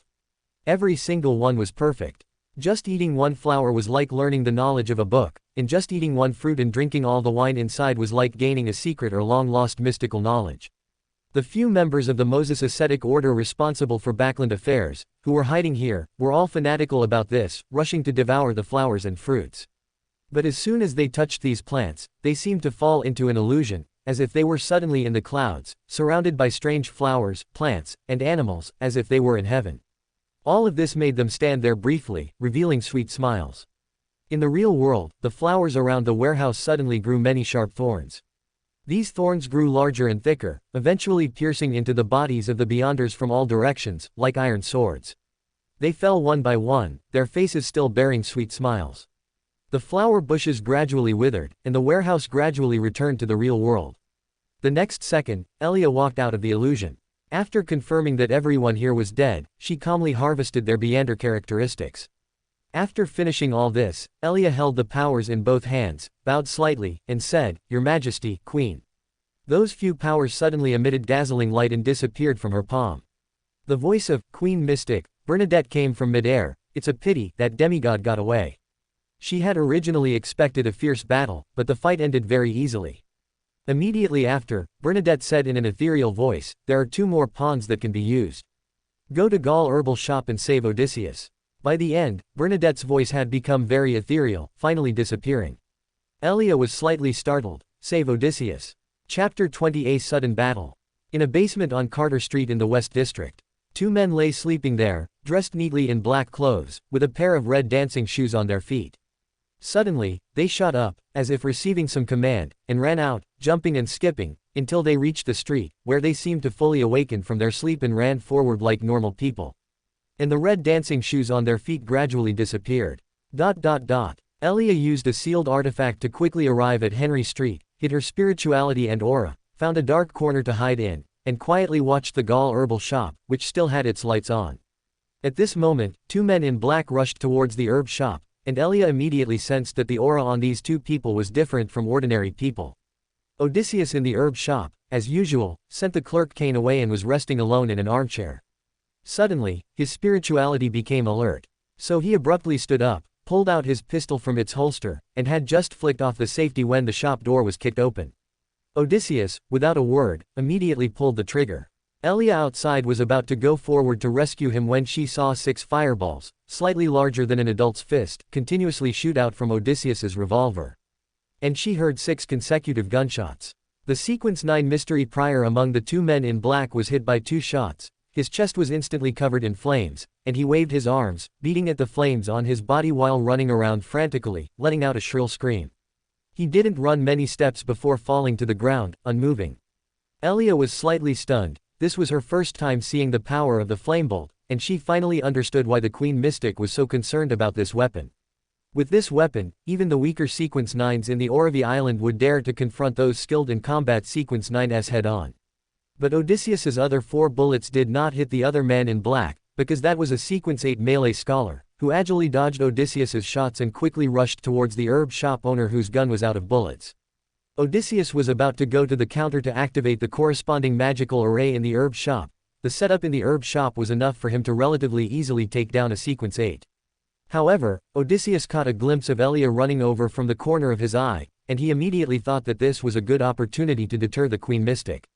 So Odysseus turned and ran. Elia was just about to rush in to rescue, but her steps stopped again. She heard the herb shop owner seemingly muttering something like, "In charge of good luck," while running. Because they were too far apart, she couldn't hear clearly, but it seemed to be an honorific name. Just as Elia was momentarily stunned, the melee scholar kicked Odysseus flying. If it weren't for the corresponding defensive magical array drawn on Odysseus's clothes, that kick would probably have broken his waist. After falling to the ground, Odysseus endured the pain in his back, rolled over, and scrambled to his feet, continuing to flee around the tall herbs in the courtyard. At this moment, he was praying inwardly, hoping that the fool would quickly come online. A mystery prior could ambush from the shadows but was truly too weak in a direct fight. Just as the melee scholar approached Odysseus again, a surge of powerful energy suddenly appeared in midair. A giant black figure appeared before the melee scholar's eyes. This figure had 12 pairs of enormous wings, and each feather on every pair of wings was inscribed with mystical symbols. That was an angel, a sacred angel. It was a new ability Klein possessed after obtaining the Black Emperor card. When the melee scholar saw the sacred angel, he was like someone seeing a king, seeing an admired emperor. He knelt to the ground with a thud, having no thought of resistance whatsoever. With a thud, Elia, who had just entered the door outside, also knelt to the ground. She was trembling all over, feeling herself surrendering and pledging allegiance to that sacred angel from the depths of her mind and body. This angel was fleeting, but its influence would last for a few more seconds. The only one not greatly affected was Odysseus, who was praying to the fool. He also felt the immense pressure from those 12 pairs of wings. However, Odysseus could still react normally. He took out a palm-sized wooden cylinder from his pocket, and the moment spirituality was injected, the wooden cylinder transformed into a pure white scepter. Odysseus extended a hand and first gave the melee scholar a purification slash. The melee scholar, kneeling on the ground, had a deep, bone-visible golden yellow wound appear on his chest, as if struck by a knife. The golden yellow immediately dimmed, and the wound instantly scorched black. Taking advantage of this opportunity, Odysseus loaded another bullet into the revolver and immediately fired. Bang! This time it hit the target. The melee scholar's chest was covered in flames, but he was still under the angel's influence and didn't even dare to struggle. Odysseus put away the scepter, stared at the ignited melee scholar, loaded bullets one by one into the cylinder, and after filling it, reset the cylinder. And that melee scholar was also burned to death at this point. Every single word and content is flawless. The fool Klein, from above the gray fog, had been observing the hermit's combat process. He could now be certain that this new member had a lot to offer. That scepter should be the Beander weapon mentioned at the previous tarot club. It was so small when not activated, making it very suitable for sneak attacks. But for an encounter battle, that revolver was still more useful, though its power was a bit weaker. The only advantage was that it could fire fireballs larger than a fist, and as long as they hit the target, they could cause a large area of the opponent's body to catch fire. This ability is very suitable for dealing with werewolves and living corpses. Igniting the opponent's skin and clothes can not only cause a certain amount of damage but also interfere with the opponent. This weapon could be considered for purchase, to deal with the opponents of Miss Bodyguard, Sharon and her companions. Thinking of this, Klein glanced at the street outside. Under the gaze of true sight, he saw that the surroundings were covered by a mysterious force, which should be the power of that mysterious and powerful lady.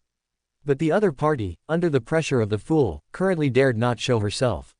Thinking of this, Klein pursed his lips and smiled. That powerful lady probably never dreamed that the fool, who seemed very formidable, only had this one trick up his sleeve.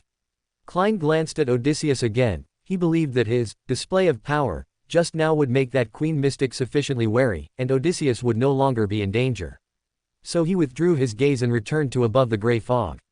Because if a great existence continuously watched a low sequence, favored one, it would be a very strange thing and would instead arouse suspicion.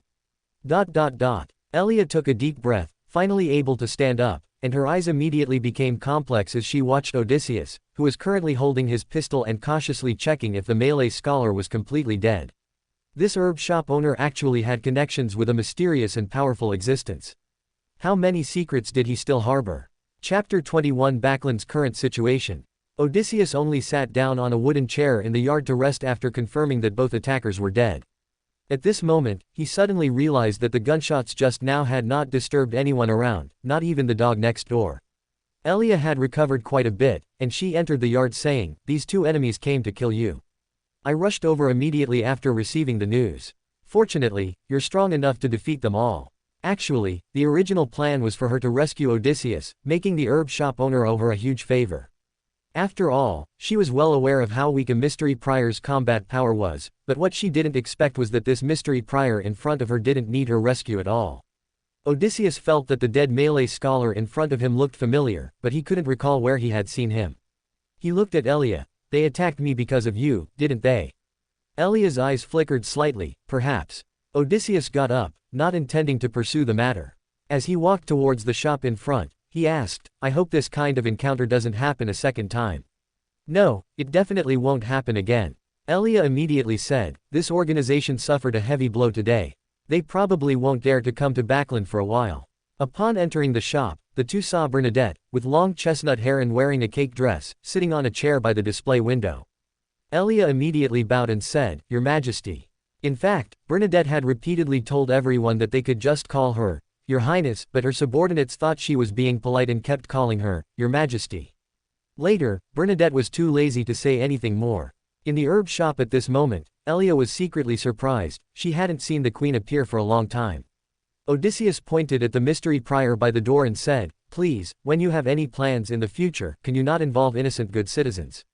Bernadette, however, smiled and said, "If it weren't for me, you would have been captured by them long ago." Odysseus didn't continue the topic. Instead, he took a bottle of potion from the cabinet and placed it on the counter. "Which of you two can help?" As he spoke, he lifted his shirt, revealing a large bruise on his back, which he had gotten from being kicked by the Malay scholar just now. Elia quickly stepped forward. She couldn't possibly let the queen do such a thing. But just as she took 2 steps, the bottle of potion floated up by itself, its lid opened, and some liquid poured out, spreading in the air before being applied to the bruise on Odysseus's back. That was Bernadette's formless servant. Odysseus grimaced. "Your hands are really cold." Bernadette, sitting on the chair, smiled and said, "Originally, I thought you were just an informant for the Church of Steam and Machinery, but I didn't expect you to be a very strange person. After further investigation, I learned that you are actually the secret owner of Nanmu Ballroom, the so-called Mr. Gale. I'm very curious, if you truly want to help those women, why do you still let them be streetwalkers instead of letting them earn a living in other ways? If you don't want to help them, why are you willing to create an environment where they aren't tormented by extortion and disease?" The formless servant disappeared after helping apply the potion, and Odysseus tidied his clothes. "Did someone tell you I'm a good person?" If he had transmigrated to ancient China, Odysseus certainly wouldn't have done such business, but this was a mysterious world unfamiliar to him, and facing streetwalkers everywhere, he didn't feel much psychological pressure about it. This made Bernadette slightly stunned. No, they didn't. She had originally expected Odysseus to defend himself, but she didn't expect him to be so self-righteous. Odysseus put away the potion. You wouldn't think that being a streetwalker is a dirty profession, would you? Believing that they are in their current situation because they are lazy or morally depraved. Hey, this world simply hasn't given them many choices. Odysseus continued, sitting behind the counter. In the past, I also felt that engaging in the flesh trade was shameful, believing that with enough effort, one could certainly live the happy life they desired. It wasn't until 3 years ago, when I moved from the suburbs into Backland City, that I suddenly realized that all channels for upward mobility in this society were reduced to 3. Becoming a Beander, adventuring in the South Continent, or becoming a mistress to a powerful figure. Bernadette slowly nodded. I have time today, tell me in detail. Unless one joins an evil organization, becoming a Beander is out of reach for ordinary people, Odysseus said, counting on 3 fingers. Adventuring in the South Continent is something only men can do, and more than half of them will die without knowing why. So, for this world, it seems women are left with only one path. Don't even talk about knowledge changing destiny. In the East District, even if a family tries their best to send a child to grammar school, most of them will still be far behind middle-class children in terms of exposure, and they will still be at a disadvantage when looking for jobs in the future. Often, their wages are not even as good as those who load and unload goods at the docks, but because they have acquired knowledge, they are unwilling to do such manual labor anymore.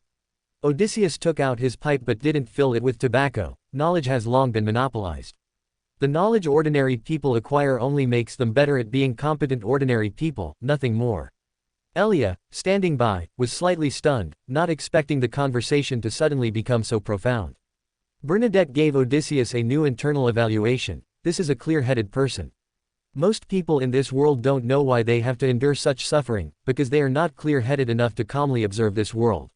However, her expression remained unchanged. What are your plans? Odysseus raised the pipe in his hand. Do you two ladies mind? Bernadette waved her hand slightly, and Elia also shook her head. Odysseus asked while filling his pipe, what plans? You've seen the drawbacks of this society, what are your plans? Bernadette asked. Under her father's guidance, discovering societal ills and taking action seemed like a natural way of thinking. What plans could there be?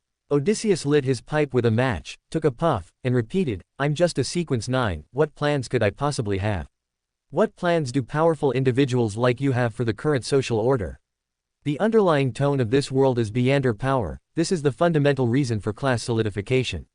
Those who control Beander power will always be the rulers, and ordinary people will always be the ruled. Neither knowledge nor effort can break the shackles of this world, and a sequence 9 certainly cannot. Bernadette suddenly smiled. You're right, I also can't change this world as I please. Then she stood up and said, from now on, Elia will be your contact person between you and us.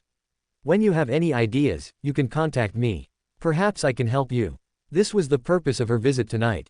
Since Odysseus was protected by a hidden existence and could not be forced to join Oravi Island, maintaining close contact was the next best thing.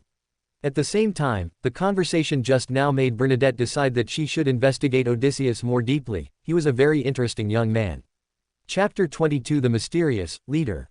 Watching Bernadette disappear before her, Elia pointed at the corpse by the door and asked, do you need any help? Odysseus took a puff from his pipe. No. Elia nodded and then said, I'll come back tomorrow to learn how to make bullets. Odysseus grunted in response to Elia's farewell. As Elia also left, he finally heard the dog barking next door.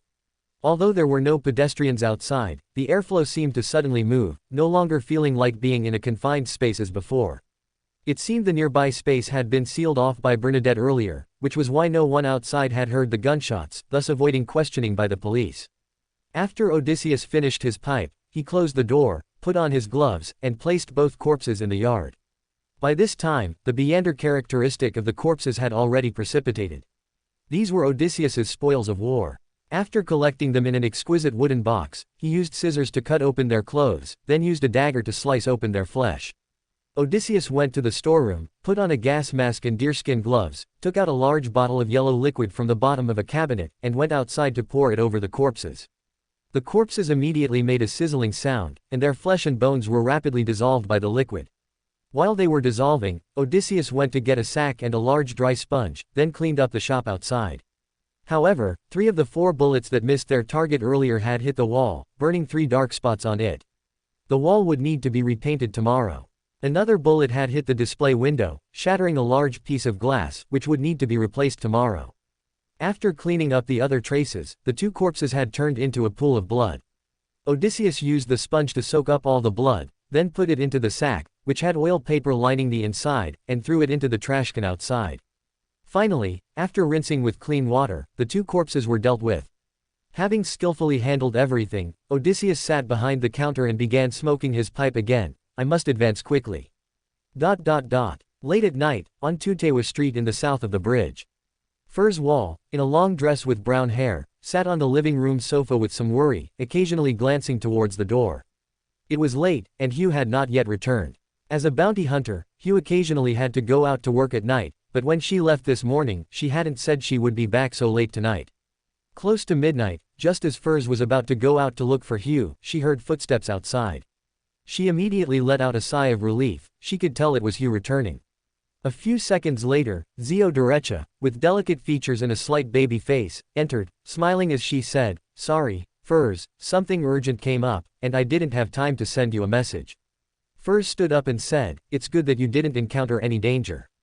Then she asked, "Have you had dinner?" Huo's stomach rumbled, answering the question for her. Furs had left Huo bread and lamb stew with potatoes, but the stew was certainly cold and needed to be reheated. Huo placed the soup pot on the fireplace to warm it. "You might not imagine what I encountered today. This morning, I met with the person wearing the golden mask, and he told me that the police were actually investigating me." Furs, who was making tea at the dining table, paused slightly. "Did you take on a commission you shouldn't have recently?" If a bounty hunter was targeted by the police, it basically meant the end of her professional career. "I thought so too at first." Huo looked at the flames in the fireplace. "But when I asked around my acquaintances, I couldn't find any information at all. So I changed my approach. I started re-examining the commissions I'd taken recently and recontacting those clients." The lamb stew with potatoes in the pot began to bubble. Huo, while narrating, used a hook to pull the pot from the fireplace and served it onto a plate. At the dining table, Furs poured a cup of tea for Huo and herself. The two sat opposite each other. Huo spooned a large mouthful of potatoes into her mouth, holding bread in her other hand, and said while eating, "This process took up a lot of my time. Just as I was preparing to continue my investigation tomorrow, I suddenly found a clue." She bit into the bread. "Do you remember that mission to find the vagrants in the East District?" "Of course, I remember." Furs said, "After all, few people have the spare money to look for vagrants in the East District." Then she asked, "Was there a problem with that commission?" To be precise, it was Byron, the person who issued that commission, who had a problem. Huo said, chewing with her cheeks bulging, "I talked to him for a few sentences and immediately sensed that something was wrong with him. You should know, with the help of Beander characteristic, my intuition in this regard has always been very accurate." Byron seemed not to have expected that I would know I was being investigated. And rightly so. If I hadn't met the person with the golden mask some time ago, I wouldn't have known that the police were investigating me. After the escape, pursuit, and interrogation, I finally learned that Byron wanted to introduce me to an occult gathering, and the police's investigation of me was merely a routine investigation by that organization. Furs was a little surprised. An occult gathering? An occult gathering that can mobilize the police for a routine investigation? Huo nodded. Yes, that gathering has an official Beander background. According to Byron, the initiator of this gathering has a very close relationship with Machinery Hivemind, and the information is very well informed. The gathering mainly involves trading intelligence, and a lot of the intelligence is very high level. Furs took a sip of tea and smiled. "Huo, isn't this exactly what you need? For a bounty hunter, having access to some high-level intelligence would be of great help to her business." Huo, however, said, "I'm still considering whether to join or not. The initiator of the gathering is too mysterious, and the gathering is actually held in a fixed location, which makes me feel very insecure." Furs. "Ah." Huo explained. Byron said that the initiator of the gathering is codenamed Leader. All participants know that he comes out of the basement and returns to the basement after the gathering ends. No one knows how he enters that room, and no one knows how he leaves. Because the participants are all intelligence personnel, they naturally thought of investigating the convener of the gathering. Some of them staked out for a day and a night after the gathering ended, but they never saw the leader come out. There were also people skilled in creating mechanisms who bribed two servants hired by the leader, and quietly entered the basement. They searched the basement for a long time but did not find any secret passages. Furs was slightly stunned. This sounded like a plot from a ghost story. Chapter 23 Results of 3 Years of Operation. Hearing Huo's description, Furs thought for a moment and said, "It's also possible he has a powerful sealed artifact." "That's another bizarre thing," Huo said. "It's said that some people also observed the leader with corresponding sealed artifacts, but they didn't find any powerful magical items on him, only a few Beyonder weapons." She paused and added, "The leader seems never to be afraid of investigations, nor is he afraid of the gathering's information being leaked. Just like Byron, who was caught by me and revealed some information about the gathering, but the only punishment he received was to contribute 5 valuable pieces of information for free. If the information is leaked but not reported at the gathering, then severe punishment will be incurred." Furs, of course, knew the difference between magical items and Beyonder weapons. "That's strange then, could it be that he's from the same pathway as me?" "That's not right either, opening the door also has a distance limit, if it exceeds a certain thickness, it can't be opened." At this time, she had not yet established a stable connection with the Abraham family, and her avenues for acquiring mysticism knowledge were limited. At the level of mysticism gatherings she had currently accessed, she didn't even know about the travel ability. Finally, Furs couldn't help but exclaim, "He truly is a mysterious gentleman." Huo nodded, "So I feel very uneasy. If I pass the so-called routine investigation, I wonder if I should join that research society." Furs thought for a moment before saying, "I actually suggest you join if you get the chance." She said, "Think about it. Even betraying the gathering's information doesn't result in severe punishment, and the initiator of the investigation wasn't punished either. This gathering has a high tolerance for its participants. At least you're not in danger. As long as there's no danger and you can trade for very high-level information, isn't that enough for you?" Huo dipped his bread in the soup. "You're right. ... After confirming his promotion, Odysseus did not immediately prepare to concoct the potion. As usual, he had Cain supervise the workers replacing the display window glass, while he taught Elia how to make flamebolt bullets in the backyard. Today's lesson was relatively simple and finished by about 10 in the morning. At this point, all the lessons were over, and Elia only needed to come and pick up 10 flamebolts when the time came. She left her contact address and told Odysseus that he could write to her if he needed anything. After seeing Elia off, Odysseus and Cain mixed paint and brushed the wall that had been burned by the flames yesterday. After finishing all this, he took a carriage to the Backland Mechanical Research Society to invite his old friend Max Livermore to lunch. Odysseus spent 1 solar and requested a private dining room. The reason for calling it a private dining room was that, in Odysseus's opinion, such a room could not be called a private booth or elegant seat, because it was too narrow, with only 1 dining table and 2 chairs, and it cost so much money. After ordering the dishes and the waiter left the room, Max smiled and asked, "Why are you so generous today?" Odysseus was startled. "Am I usually stingy?" "Not stingy," Max teased, "the last time you formally invited me to dinner like this was a year ago." If he were truly a herb shop owner, it wouldn't be a big deal, as with Backland's prices, this meal, plus a decent bottle of red wine, would cost at least £2. But Max was very clear that the person in front of him was not a simple herb shop owner. Odysseus had 2 layers of identity. Superficially, he was the owner of a herb shop, with Grey Industries including the Nanmu Ballroom and Rosewood Restaurant, as well as 2 bars and a casino operated by Enoch as his agent. His second identity was an informant for the machinery hivemind, which was his protective charm and easily verifiable. However, very few people could discover that he was also the initiator of the Mysticism Research Society. Max was unsure if the Mysticism Research Society made money, but no ballroom in Backland made more money than the Nanmu Ballroom.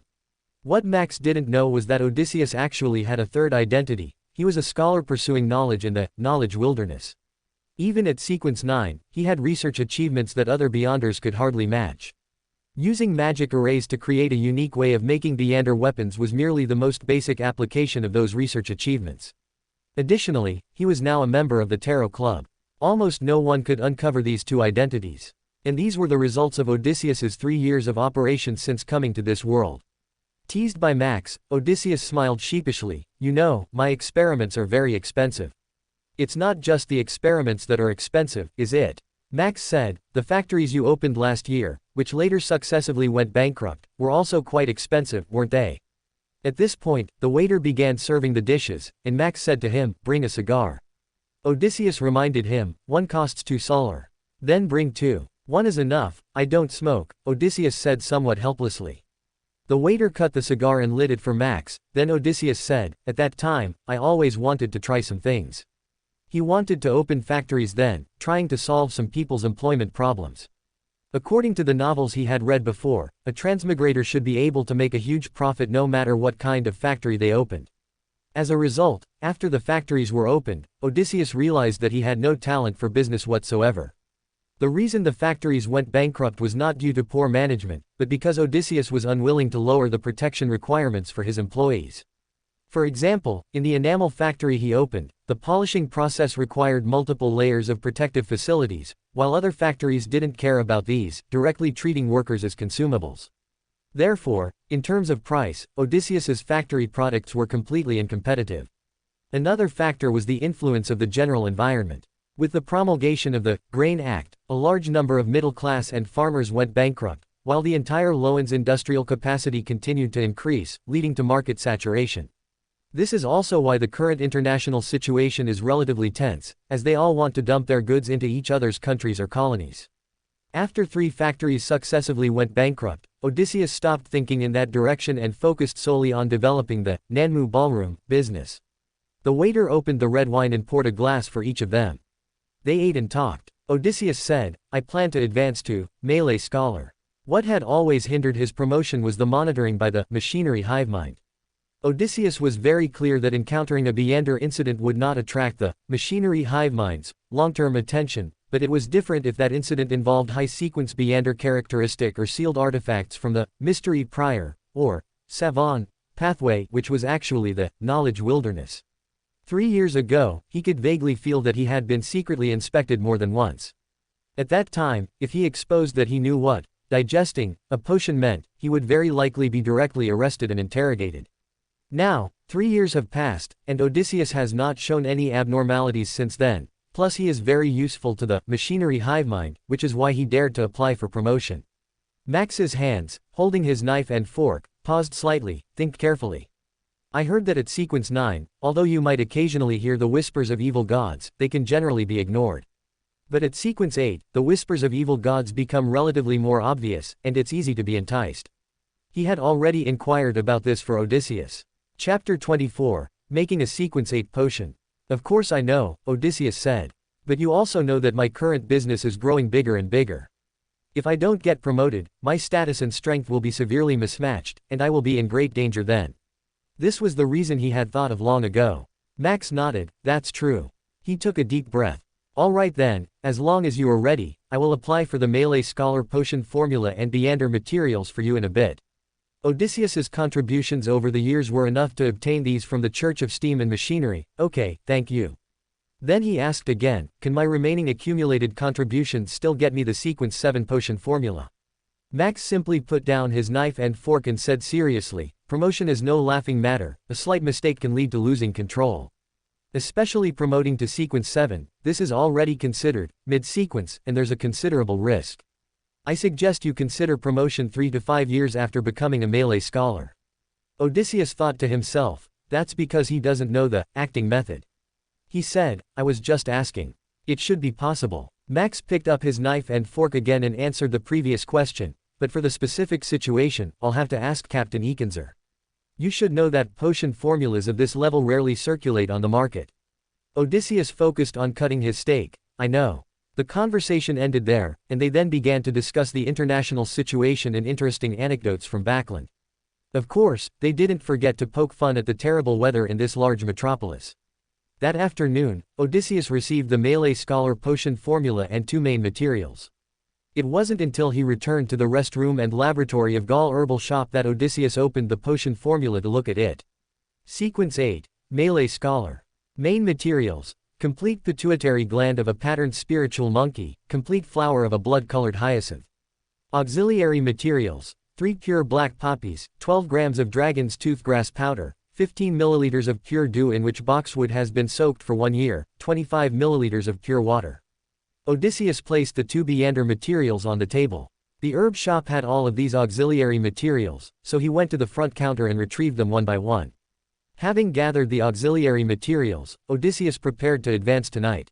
Just as he was about to put away the Beander materials, a majestic and mysterious figure suddenly appeared in Odysseus's mind. It was Mr. Fool. Immediately after the figure disappeared, another scene appeared in his mind, a middle-aged man whose face was unclear, striking a praying pose and saying in a low voice, "Great Mr. Fool, please convey my question to Mr. Hermit. I want to ask the Hermit if he has any other Beander weapons besides the staff he mentioned the day before yesterday." Odysseus recognized that the person praying was the world. After the other party finished asking the question, the scene in Odysseus's mind disappeared. He pondered for a moment and understood that it was likely Klein who had taken a fancy to the flamebolt. So he also assumed a praying posture and whispered, "Fool who doesn't belong to this era. Respected Mr. Fool, please tell Mr. World that I have another Beander weapon, but I don't intend to sell it. If Mr. World needs to use it recently, I can rent it to him. The rent is £20 per day. It's a revolver called Flamebolt. When spirituality is infused and special bullets are used, it can fire a flame slightly larger than a fist. Bullets need to be paid for separately, £1 per shot. 15 Minsk Street. Klein, who had already traded the sun brooch with the old gentleman, Eye of Wisdom, sighed in his heart after hearing the hermit's offer, so cheap. The enchanted bullets he had purchased at the Eye of Wisdom gathering previously cost £10 each. However, considering that the Flamebolt's bullets only had a similar, small fireball ability and no other Beander effects, the damage caused against werewolves and zombies was very limited. Far less powerful than enchanted bullets. But it's cheap enough. Klein thought that he could rent it for Marich to use, which would surely catch his opponents off guard. Rent. Klein belatedly realized, the hermit is quite business-minded. The Tarot Club is not like other Beander gatherings. With Mr. Fool's witness and guarantee of credibility, members can even rent Beander weapons or even magical items from each other. Even if Mr. Fool is currently just an empty shell, Klein did not intend to engage in empty promises. After some thought, Klein not only planned to rent the Flamebolt but also the staff. After all, the staff contained an ability that could restrain evil creatures. However, this expense would not be borne by him but by Marich. 51 Henry Street. Odysseus, upon receiving Klein's order, immediately began making a batch of special bullets. Around 5 p.m., the two completed the transaction. Under the world's guidance, Odysseus placed 2 candles on the table and drew a mystical symbol representing the Fool, composed of an eyeless eye and twisted lines, in the center. Then, he built a spirituality wall, and sacrificed the Flamebolt, the staff, and 30 specially made bullets to Mr. Fool. The right to use these 2 weapons expired at 5 p.m. tomorrow, so Odysseus guessed that Klein and his companion's operation should be tonight. After completing this transaction, Odysseus, as usual, worked at the herb shop until past 9 in the evening.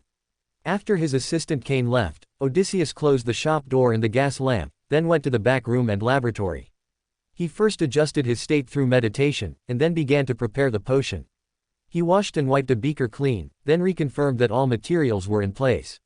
He first placed 3 beautiful pure black flowers into the beaker. These were pure black poppies. Unlike ordinary poppies, pure black poppies are a spiritual material, and both their fruits and flowers have strong anesthetic effects. Then Odysseus weighed 12 grams of dragon's tooth grass powder on a scale. This is a relatively popular and versatile spiritual material, and the herb shop had it readily available in powdered form. Next, he measured 15 milliliters of golden liquid with a measuring cylinder, which was pure dew in which boxwood had been soaked for 1 year, and finally added pure water. These spiritual materials in the beaker did not react at all, the flowers remained flowers and the liquid remained liquid. Odysseus took out the protagonists of the potion, the 2 Beander materials. First, he added the patterned spiritual monkey's pituitary gland, which seemed to shimmer with tiny points of starlight, appearing somewhat beautiful. When the Beander material was added to the beaker, it immediately reacted with the spiritual materials, making a sizzle, sizzle sound. Then Odysseus opened the box containing the blood-colored hyacinth flower. The blood-red flower lay inside, as if it had been soaked in fresh red blood. The flower still looked very fresh, as if it had just been picked, and it occasionally twitched as if in a post-death spasm. When this small hyacinth was placed into the beaker, the liquid inside seemed to boil, bubbling up and quickly turning into a viscous liquid alternating between white and red. Odysseus took a deep breath, picked up the beaker, and drank it all in one gulp. Chapter 25, Promotion to Combat Scholar. As the potion entered, it felt like a cold jelly sliding into his stomach, and a second or two later, Odysseus suddenly felt as if he had been struck by a speeding train and sent flying. His entire body felt like it was falling apart, and every inch of his skin was pricking with pain.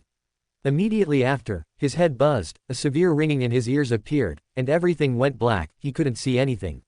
Odysseus struggled to focus, and finally managed not to faint from the intense pain and ringing in his ears. He felt as if giant hands were kneading his muscles, tearing chunks of muscle from his bones, concentrating them in one place, then loosening them again. This repeated endlessly, and Odysseus felt his whole body go numb from the pain. He struggled against the pain, trying his best not to lose consciousness, and after an unknown period, the blackness before Odysseus's eyes receded, and he finally recovered some of his vision. He vaguely saw that the muscles on his entire arm were indeed being twisted together by an invisible force, forming a terrifying spiral, and soon, the muscles unfurled again. Then, they were twisted together once more. It wasn't an illusion, the potion was truly tearing at his body, reshaping his muscles, bones, and blood vessels. At this moment, a piercing pain in his head struck, gradually, overtaking the other sensations.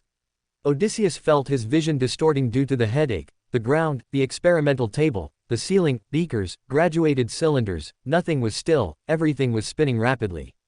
Dizziness and pain ravaged Odysseus's mind, making him feel as if he were in a storm, ready to collapse at any moment. Fortunately, he had digested his mystery prior potion very well, and he had always trained his mind with meditation, so after a certain phase, the intense dizziness and pain rapidly subsided. The buzzing in his ears also disappeared, and suddenly, a strange and cold voice pierced his ears. Universe, stacking, jumping wildly. Knowledge, canal, endless. Most of this speech was indistinct, with only a few words occasionally understandable. The indistinct parts were either like the low growl of a beast, making Odysseus's heart pound, or like fingernails scraping thin metal, producing a sharp noise that made him extremely irritable, or like harmful ultrasonic waves, making him dizzy and disoriented. Fortunately, this voice came quickly and left just as quickly. But it was enough to make the veins on Odysseus's forehead bulge, his face pale, as he slumped into the chair and dry heaved for a long time. A minute or two later, Odysseus finally gasped for breath, leaning back in the chair to rest. It felt very much like a hangover, weak all over, with a splitting headache. He took out his pocket watch and checked it. The entire advancement process had actually only taken about 3 minutes, and the preceding pain had lasted less than 2 minutes, but he felt as if an entire century had passed. And the subsequent discomfort was entirely due to the hidden sage's voice after the advancement ended. Having just advanced, his spirituality was already very unstable, and the hidden sage's 2 shouts made this instability even worse, almost causing him to lose control. What a trap! Odysseus sighed. What's more of a trap than having a true god in your pathway is when the sole deity of your pathway is an evil god. Then he discovered that, having just advanced, half of his melee scholar potion had already been digested. This made his mind relatively relaxed, not so tense, so the discomfort in his body quickly disappeared. After a brief thought, Odysseus understood. What I digested in advance was Thessalur, part of melee scholar. His research in the knowledge wilderness every Sunday, and the experiments he conducted in the real world, were all like a scholar studying mysticism.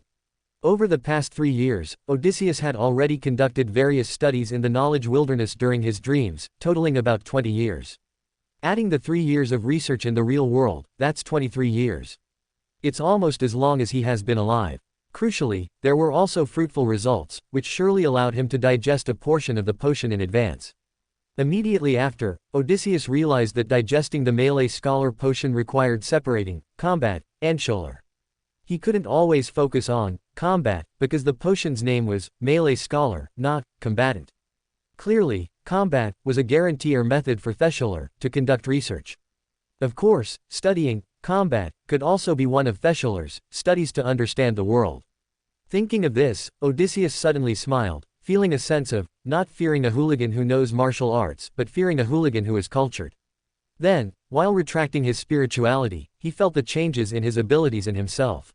First, Odysseus felt that his strength was very precise. This feeling was very strange. For example, if Odysseus wanted to place a medicine jar on a high shelf before, he would definitely need a ladder to put it up. But now, he felt he could just throw it up. And it would land exactly where he intended, without the slightest deviation. This manifestation was because Odysseus now possessed superb combat techniques, which felt as if they were innate, imprinted in Odysseus's mind since birth. And the melee scholar potion had also reshaped Odysseus's body, allowing him to fully utilize these techniques. Not a single mistake, not a single move, not a single detail was overlooked. However, it also requires a certain amount of practice to fully integrate the techniques with oneself and accumulate practical experience to become a qualified combatant. Odysseus had long planned to join a combat club and practice fighting with its members. Another change was that many mysticism knowledge appeared in Odysseus's mind, allowing him to perform some more advanced ritual magic. In fact, when he became a mystery prior, his extremely high spirituality already allowed him to cast some magic and witchcraft through rituals or formations. But at that time, all the knowledge was learned and explored by himself. Now it was different. After Odysseus's advancement, he possessed some mysticism knowledge that allowed him to cast healing and other spells through rituals, and to draw defensive formations and other formations by infusing spirituality. Another significant change was that Odysseus clearly felt his thinking was much more agile. He realized that problems that used to take him 3 hours to think about could now be completed in 1 hour. Moreover, his learning and comprehension abilities for knowledge were also 3 times what they were before. If he fully digested the potion, it would even reach 5 times what it was at sequence 9. Odysseus let out a deep breath. After advancing, it also helps with my research. At this moment, he really didn't want to move, so he spent the night in the lounge and laboratory. In a deserted West Balam shipyard in the Backland docks, Klein ambushed in front of the overgrown warehouse and saw 3 figures approaching at extremely high speed. Leading the charge was Moretti. He was responsible for luring the enemies here, and his speed was now faster than a steam train. Behind him were their enemies, the zombie Jason and the werewolf Tyrell. Upon reaching the center of the abandoned shipyard, Moretti suddenly turned around and raised his flamebolt, firing 6 shots consecutively at the enemies behind him. For more thrilling fanfiction stories like this, check out my channel Fanfic Audiobook. Dive into epic adventures, mysterious realms, and legendary journeys brought to life through immersive storytelling. Don't forget to like, share, and subscribe for more amazing audiobooks.